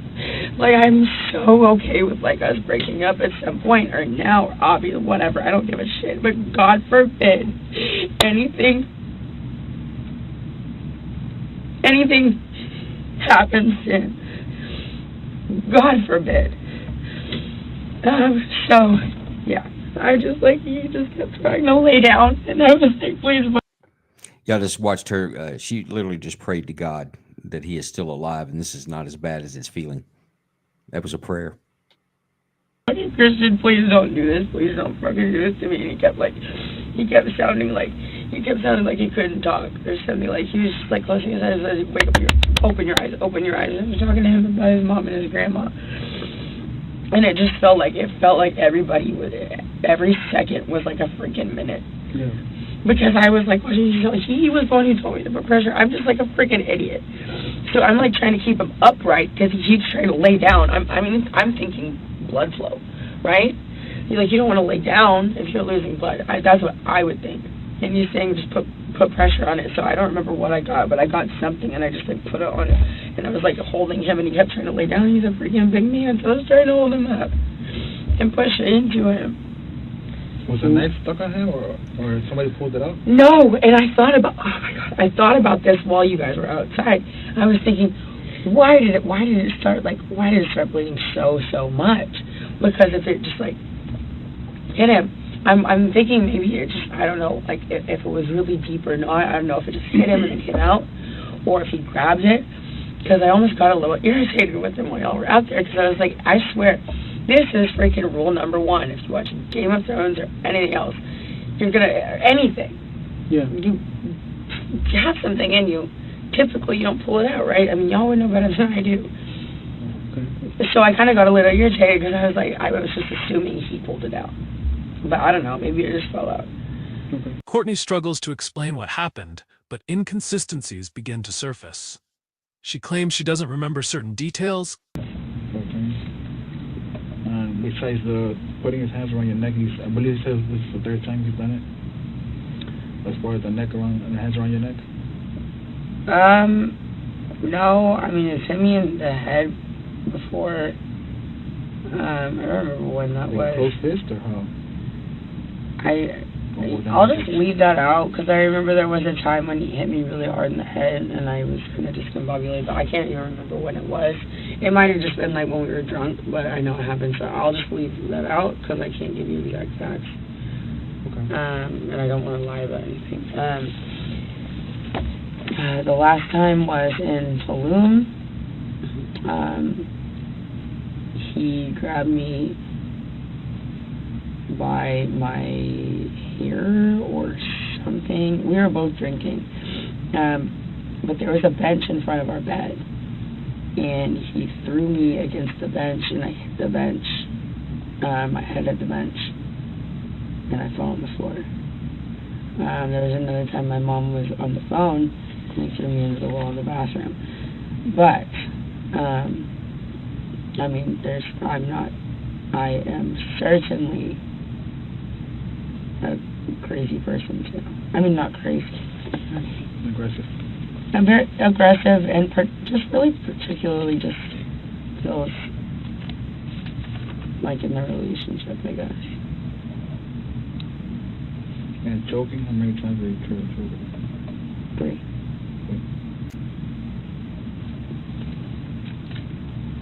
Whose name is on the lease? Mine. Yours? Just yours?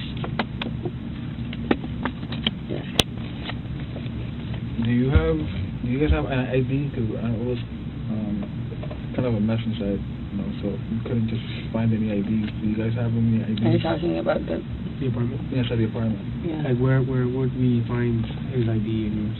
Detectives shift focus to Christian's history of violence.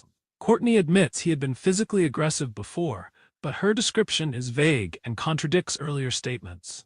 Is she revealing the truth or crafting a narrative to support her case?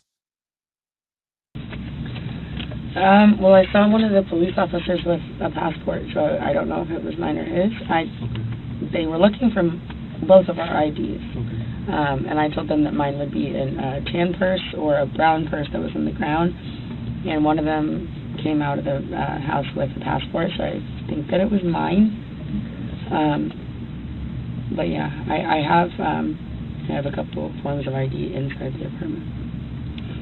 What about him? Where's his IDs? Or where does he keep them? He should have them in a bag. Does he carry a wallet or like a fanny pack or anything? Yeah, he doesn't. I don't think he keeps his. Well, it could be in his black bag might be in there that he had on today, because he usually doesn't leave the apartment without his ID. Like He had that on. Like a side bag? Yeah, it's like one of the off-white things. It's like a black bag with a yellow strap. And that's what he was wearing when he went to Subway, so I'm assuming it was in there.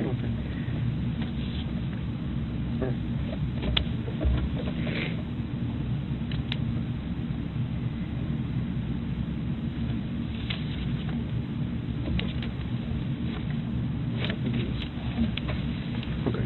Will I be able to use the restroom? Yeah, well, and then in a minute we're gonna get somebody to come over and escort you to the restroom. Okay. Am I going home? We gotta see everything with the scene and everything, and then we'll give you a better answer. Okay. Yeah, it's gonna be take a while to see what you can photograph for that and everything. When will I be able to talk to one of my parents? Where is your Because phone? where's your phone? I'm there. Where's my phone? Yeah. It was inside the apartment. Inside the apartment, like on the counter? Did you leave it on the counter or kitchen counter? It was on, I think the, entryway table. What does your phone look like? What type of phone is it? It's an iPhone. I think the case had come off. You know the color? Space gray or rose gold. I honestly don't remember what color it is. What about his? Which iPhone do you have? The newest. The newest one? Yeah. The 13. I think she has a 12. I'm going to bump through some of this. We'll come back with you some news. Okay. So they're pulling out. Oh, who's this in here? Is there an update on Christian? The other detective's working on it right now. Is he okay? We're gonna check. We're trying to reach the officer at the hospital. We have an officer and a detective there, so we're gonna try to reach them and see what updates we have. As soon as we get them, we'll let you know. Okay. All right. So we have to obviously go inside the house, the apartment, photograph everything, document everything, pick up any evidence like the knife, you know. So there's two ways we can do that. We can get a search warrant, which, you know, it's basically an authorization from the judge to give us permission to go into the house. Or we can do a consent form. A consent form is a much faster process where you give us permission, and, you know, it'll honestly kill time by good 3 hours. You know, Sure, let's do that. again, we're not gonna take anything else not related to the scene. You know, we're here for whatever happened today, just to document that, photograph that. Well, Jason, let's talk about this consent form she's about to sign. How do you feel about him saying that basically you can do this, it's just going to make it faster. If you don't do it, I'm going to get a warrant and search it anyway? You're investigating a murder. Get a warrant. That consent is not the best angle in court. Well, I think I think a Bush League defense attorney could beat that up and said it really wasn't. It really wasn't a choice. She said, "Well, I can wait or do it now, but you're going to do it either way." Well, you're going to have to bring her with you to the consent search so she can stop the search when they're doing it. Yeah, there's a whole bunch of problems. Go get the warrant, man. Yeah, get the warrant. It shouldn't be that hard. Dude died here. I want to go search it. Sure, officer. I find probable cause for you to check that out. Weird. I didn't like that. Very weird. And that'll be pretty much it. Okay, this is what a consent form looks like. You can take the time to read it. I filled in your name and what we will be doing, and then if you agree with it, you can sign and date it. And like I said, it'll just help speed up the process as well. Boy, and he says it again. We're also speaking to your mom. One of the other detectives, there's a few of us. What did you say last? One of the other detectives, the one that helped the dogs, she's speaking to your mom as well too, so we're updating her so she's aware. This is absolutely insane. I can't believe you're doing Today's this. date is 04/03/2022, and the timer right now is 9:12 p.m. Let me just put it here next. Courtney's focus shifts to her blood-stained clothes. She repeatedly asks to change and take a shower, as if washing away the evidence will somehow change what has already happened. But investigators need to document everything first. Yeah, I mean, So if I you think want to anybody's read it, there's I'm someone not else's going to blood, read it, you'd be it's basically what it says, and we're going to start going to our apartment. ready to go and get cleaned up. We're So gonna photograph and for that. document the apartment, collect any evidence in regards to the incident. They say it's like 9 p.m. and this happened late morning, 8. A long time. Okay, so we'll be doing that, and again, it's going to make everything a lot faster. Okay. So Say it give us a again. few, and we'll come give you an update, and if you need the rest or anything, just let me know. We're recording either way, so you can just call us, or we're not going to do The it. recording, you know? Yeah, we have a recorder, so we have a tape recorder and audio recorder. Oh, I've been praying a lot in here. No, I brought this with me now, but we do have the cameras as well. Yeah, I've been really That's okay. really going through it a little bit, and I'm on it. Can I tell you a concern of mine? Yes. I mean, I don't think it's a very big concern because I made it very clear I was in like a pool of like. Yeah, we blood saw. was everywhere. I was able to. And I was holding him. Blood everywhere, yeah. So it's everywhere. I mean, like there's still wet blood on my ankle. So when I mean, it's like a long time in here without anything. So I'm like crossing my legs. Is that gonna like make any difference in? No. I mean.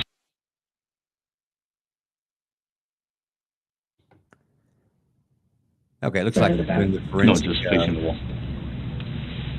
photographs and actually grabbing some evidence. I would like to see that more now, but I guess let's get through that. Pictures everywhere. Pictures. Put on this paper gown. Give me your clothes. Does it make you more comfortable? I'm sure. So, so they've asked for an update, and I asked them for an update as well. So they're checking to see what's going on because they're. I don't know what I'm gonna do. I don't know what I will do with myself if he's, Well, if he's not okay. No matter I what. mean, I clearly we can't be together. No matter what happens, But no matter where this falls, right? It's Okay, let's talk about it. This has gone on for some time. They say they cannot get a hold of the officer, the detective that's at the hospital, or they can't get the hospital and the status of the victim's condition. How many in the room believe that? Nope. Hell no. So No. strategically, why do you think they're withholding the fact that love of her life that she threw a knife into like a, I don't know, ninja is dead? Why are they holding that back? I personally think they know that she's looking for an emotional pivot point.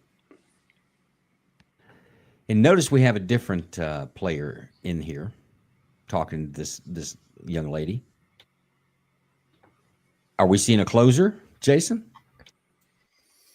Yeah, I thought he was gonna. Yeah, I a lot of man buns down in this department too, by the way. But Well, Miami, they like a little man bun. oh, that's okay. I was shocked he didn't say that. Yeah, he's passed, but I think that's probably coming here. I think they're using that to crack the egg that you might get the flash. You know what I mean? That one thing that pushes them over the edge, breaks them, to get them just come clean. Tell me what happened. But I think Closer's going to do it. I think that's what he's doing it a long way. Let's listen to him. This should be interesting. She repeatedly asks about Christian's condition, expressing worry about what she will do if he doesn't I like your survive. videos, but However, her words Check it seem with to that hint voice. at concern for her own fate rather than genuine remorse. It's out of her control, right? You did what you could. Oh, so you know. So anyway, this So this is not polite, is it? doesn't matter. Okay. There's no etiquette, appropriate etiquette here. But anyway, so this room is recorded, okay? So let's just, I don't want to talk about, I mean, even if it is recording right now, what we talk about is confidential. They can never use it, but I prefer that we just not talk about Right. the case. But it's just talking about in general. No matter what his condition is, it's out of our control, right? We have no control. Jason, what's he doing? I honestly don't know. I'm kind of confused at this one. Did he say what we say can't be used in court? This is confidential, even though this has been recorded. Well, you can lie to a suspect. Right, but I've never heard anybody say, "Hey, man, what you tell me, I can't. I'll have to keep it a secret. This is just between me and you." In fact, I think that would be. Could that be coercion? No, you can lie to a suspect.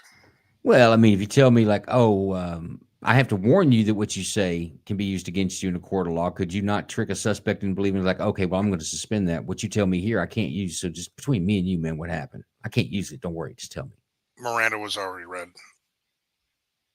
All right, let's see this tactic. I've never seen this one. Yeah, you spooks. Ever seen a tactic like that? But of just flat out lying or deceiving. I think what he actually said was, even if this was being recorded, it couldn't be used. And I think it's because what you tell me is confidential. Yeah, That's what he said, like it's an attorney. Right, and I mean it's a fairly low level elicitation technique. No, this is just between us. I mean everybody's heard that from playground on up, right?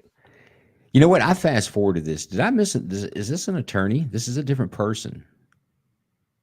Yeah, we would consider that, colloquially speaking, loyalty up. So you establish a degree of personal trust with the subject, and it's one of those lines that you could use, like, "Hey, Chatham House rules," or "just between us," or "this doesn't leave this room," and you basically are able to try to provide the subject an out.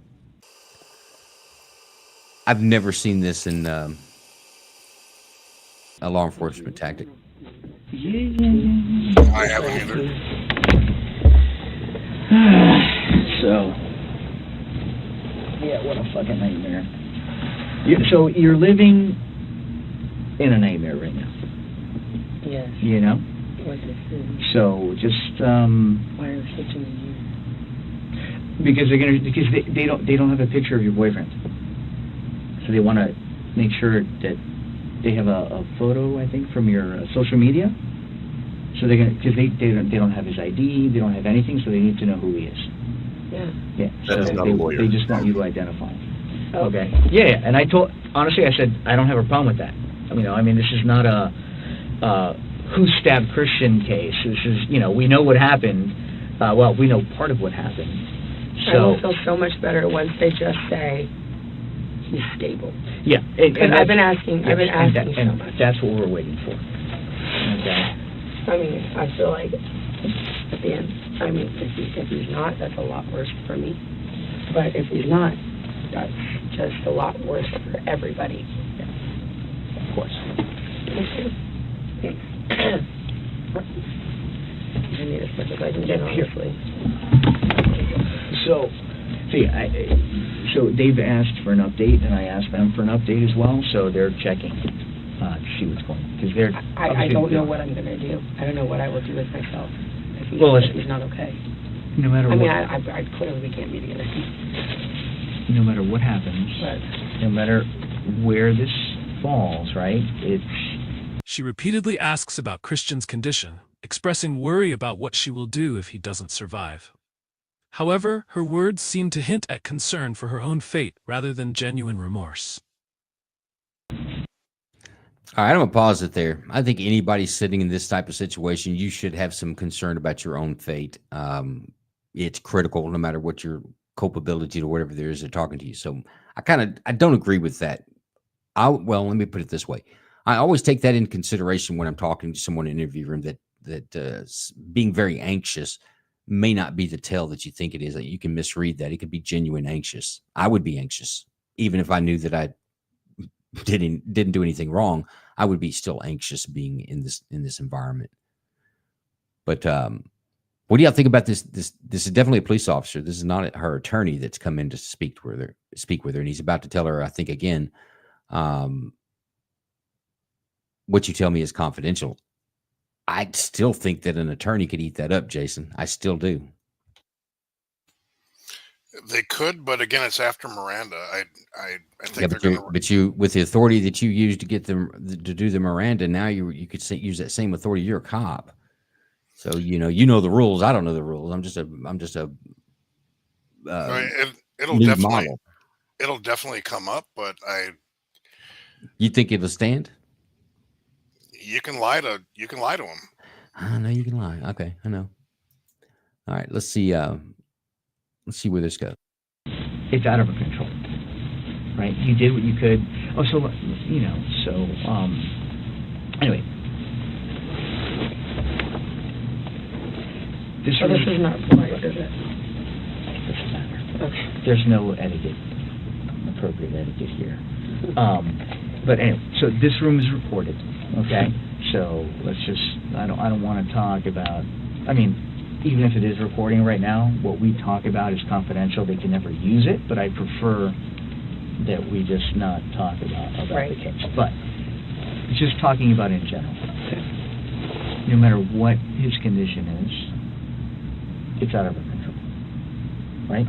We have no control. Mm-hmm. What's done is done. We can't undo it.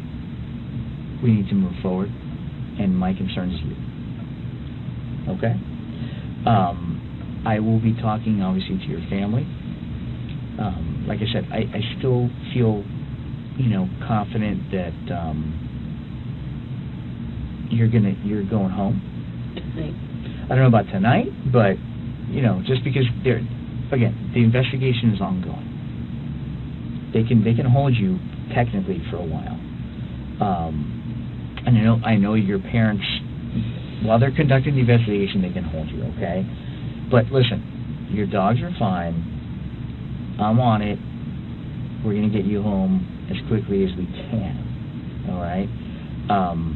I know I am straightforward with you. There are some concerns about your mental health, to make sure that you're okay, because this is very traumatic. So there may be some steps taken there. Yep, come on in, to make sure that you're okay. And that's it. But we're getting you home, okay? Okay. So, have you met the sergeant? I have. Okay. Come on in. So yeah, this will now be recorded. Okay. Okay. But if at any moment I feel that they should stop recording, I will tell them that, because obviously I'm here to protect you. Okay. Thank you. Yeah. That's fine. Okay. Courtney, so it's 10:45 p.m. right now, okay? Let's start off with, so I have a picture. Let me know if this is Christian. Is this an attorney? Who is this, the new person thrown in there, Jason? He sounds like an attorney at this point. If he's a cop, this is really weird. He's got to be an attorney. Yeah, Now, would you agree with me? If he's a cop and I was a defense attorney, her defense attorney, I would beat this to pieces. Like, that's coercion. I mean, that's way too much trickery. I still think that you can deceive a suspect. Wait, yeah, you can, but you can't use coercion, which that is depends on what it is. What one could define as coercion. I'll concede to you. I have never or ever heard somebody say that this is confidential. Okay, I want to go on the record that I'm not 100% sure if this guy's a police officer or if we missed something that was edited out, and this is an attorney. Maybe her mother, was on the phone. Maybe her mother sent an attorney there to represent her. I mean, so let's see. Just really quick, the only time I've seen this used on the intel side is to make veiled promises about retaining your national security clearance, or a less harsh administrative punishment. But in police officers, you can't do that. You can't lie to them and say, if you'll tell me the truth, man, I'll make sure you get probation. You can't make any promises, and that's part of the confession. I've been made no promises or leaning your sentence by offering this confession. So let's see. It's now. I just done it. Is this a cop or is this an attorney? Or not? Okay. Mm-hmm. Yeah, that's Christian. Okay.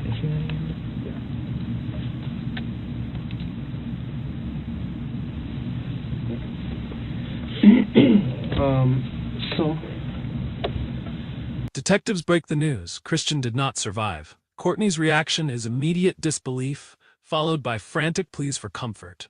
But is this genuine shock or an attempt to manipulate the situation? we have to inform you that Christian did not make it. Okay.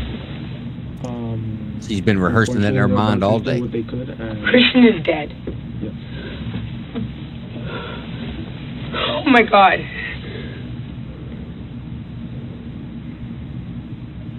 The attorney's taken back too.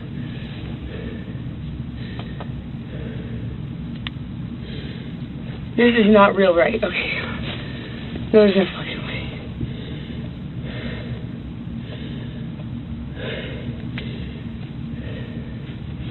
Christian died? Can I please have a hug? Am I allowed to do that in here? Sure. Yeah.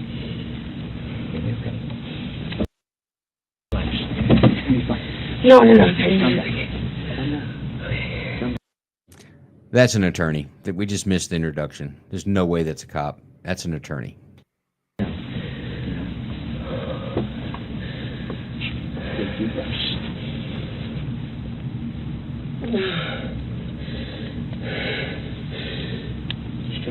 You're gonna be okay? I need to hug my mom. I'll talk to your parents and get them over here. I cannot be left alone in like a room by myself You won't be. after this. No, that's not true. That's not real, right? It is real. Christian is dead. Yes. They're not gonna lie. I know, I just can't believe it. I'll talk to your parents. I'll get them. I'm gonna get your parents here ASAP.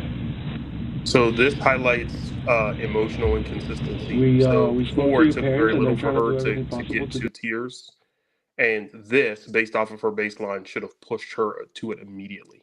And it's not. I would not believe this emotional response at all. I will say it lacked It lacks some believability on my part. This was fake as shit. Yeah, but I mean, it looks good on the video, but we're talking about putting a case together. What do you mean right down here? I believed her reaction was not genuine. No, her reaction was fake. I agree, but how do you prove it? I mean, you show it to the jury. Let the jury decide. And most of them will think the same thing, I think. But So just really quick, I know we're over time, but I know law enforcement also uses psychological experts or psychiatry experts to come in and assess emotional responses. And just like we talked about on the last show, as a part of the people watching behind the scenes. So as you said before, Joe, it's more than just the people in the room. There's a group of people, team of people watching the cameras. They're making their own notes and assessments of. yeah, but not in this things that clown don't show. make You sense. got to remember these are the on-call detectives for a Sunday afternoon, and now it's moved into Sunday night. This attorney was, I don't know what he was doing before he got here, but this is impromptu. They're not that quarterback that we talk about before. There may be one there, but this is not a full court press. This is a fresh interview that turned interrogation. Yeah, I think you would have seen more exits out of the room if there was people watching. I think you've seen a tighter game too. These guys were there was a lot they didn't know that they really were relying on her to tell. I think, as far as step by step what happened, and you'll get what you get from her. Let's try to finish this one out. Get here as soon as possible as well. To what? To get your parents for them to come over here. So they're doing everything possible right now to find a way to get down here.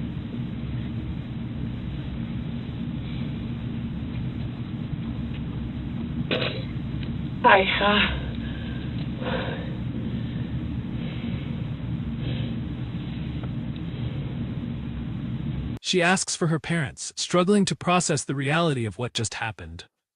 The room grows tense as officers watch her closely, trying to determine whether her emotions are of grief or guilt. Deep breaths. Just take deep breaths. I've been crying so much, Don't. and I just can't even cry right now.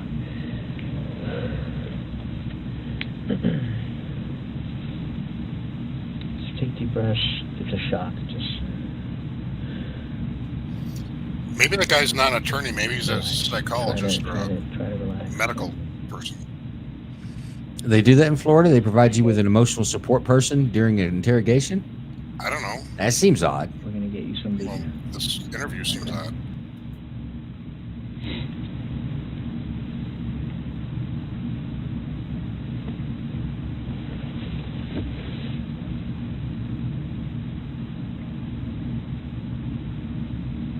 Holy shit. I'm bound to do some drama here. I wanted to be at the hospital. If anything happened to him, I just wanted to be at the hospital. I begged, can I please go to the hospital? I mean, obviously they put me in custody at my house, but I begged, can I please go to the hospital? Oh my God, our friends, oh my God. She keeps insisting that she wanted to be at the hospital with.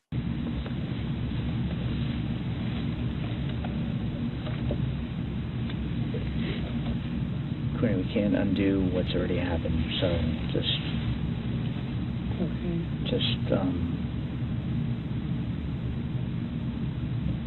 is going to be a process.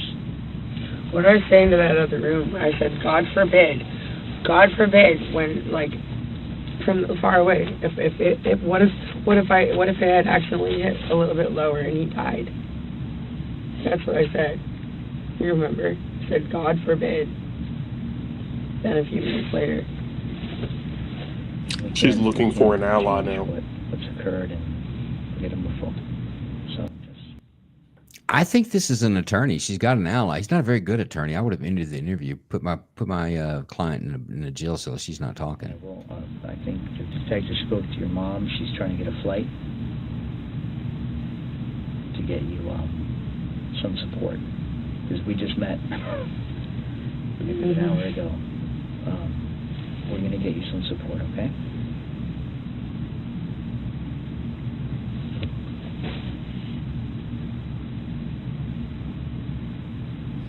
Whatever his name is, don't hire him. He's not very good. He's just holding your hand while you confess to murder. It's like a orange bottle with The bathroom? the blue cap, yeah. Sink in the kitchen or bath? In the bathroom.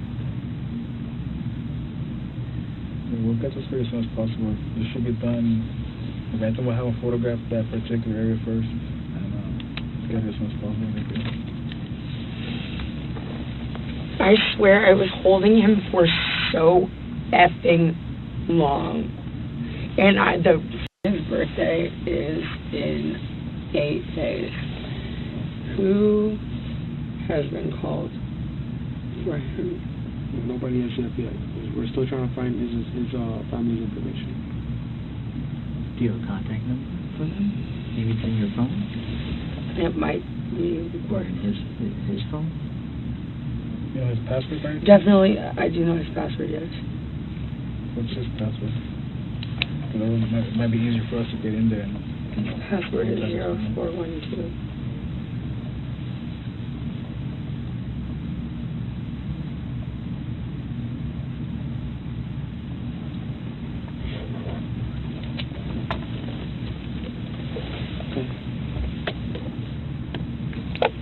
Well, we'll give you guys a minute. Okay. Yeah. I appreciate it. Let us know if you need anything else. Is there anything we can take you now? You want? I mean, the water enough? Would you like something else to drink, like soda instead, or something to eat? Maybe would be good. Actually, you know what? I think it'll be good for a while.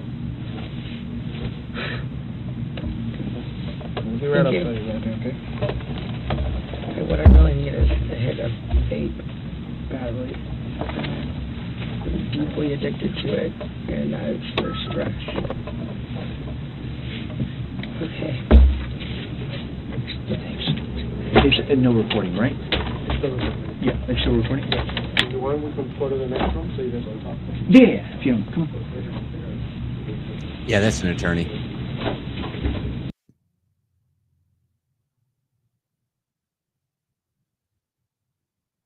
Months later, she is officially charged with second-degree murder. She is currently being held without bail as she awaits trial. The case of Courtney Clenny is more than just a fall from fame to disgrace. It's a haunting lesson about domestic violence. Yeah, enough with that guy. Okay, that's our interrogation. I didn't end with, yeah, you got me, coppers. I did it. But I think she gave enough to be able to build a case there to prosecute, obviously. She was charged. I think, didn't the cat say she was convicted as well, right?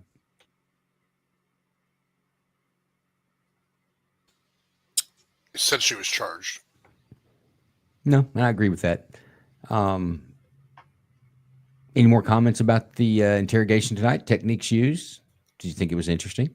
Do I need to go another way for the next one? No, I thought that this was really good. It highlights a different dynamic and it gets sensitive, and I appreciate your efforts to caveat it because it does get sensitive when we start talking about women. But I'll just highlight something the mentor always told me with respect to having a female in the booth, and that is never believe public crying from a woman, because legitimate crying is uncontrollable. They can't speak through it. The ability to switch from crying to being able to speak coherently is a sign of something else going on in that person's head. It's not legitimate. It's an attempt to manipulate.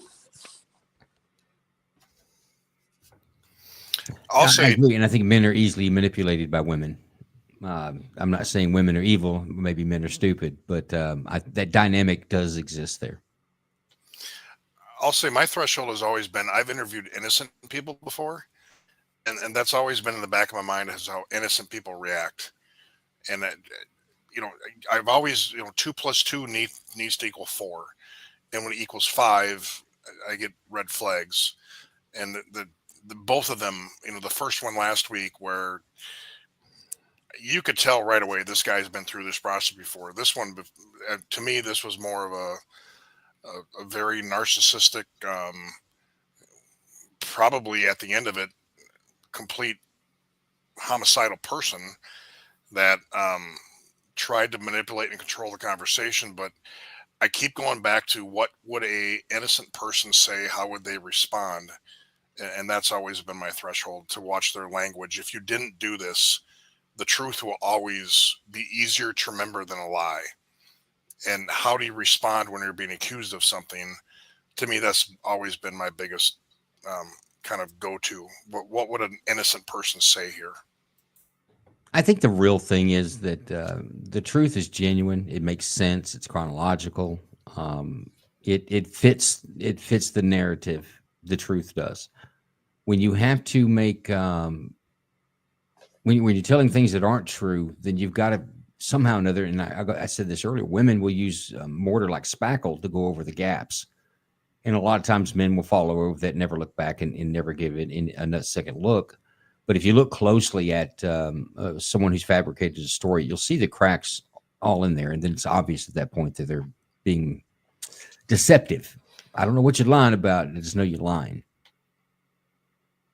I'm going to figure out what you're lying about.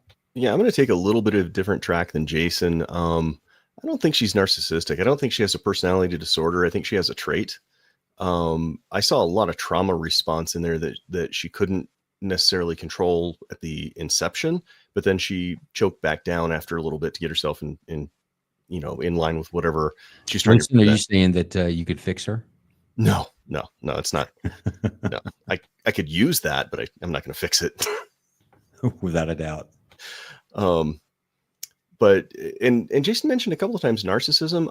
I just don't see that here. I see a slightly elevated ego, but I see trauma, and I see, I see elements of her not really comprehending whether or not she committed an actual crime. And so there's probably some inner conflict with her. Clearly, she knows she undertook the actions, but during this interview, it felt to me like she genuinely didn't know if she did something wrong or not. I throw that word out there primarily because of her social status, and her kind of this.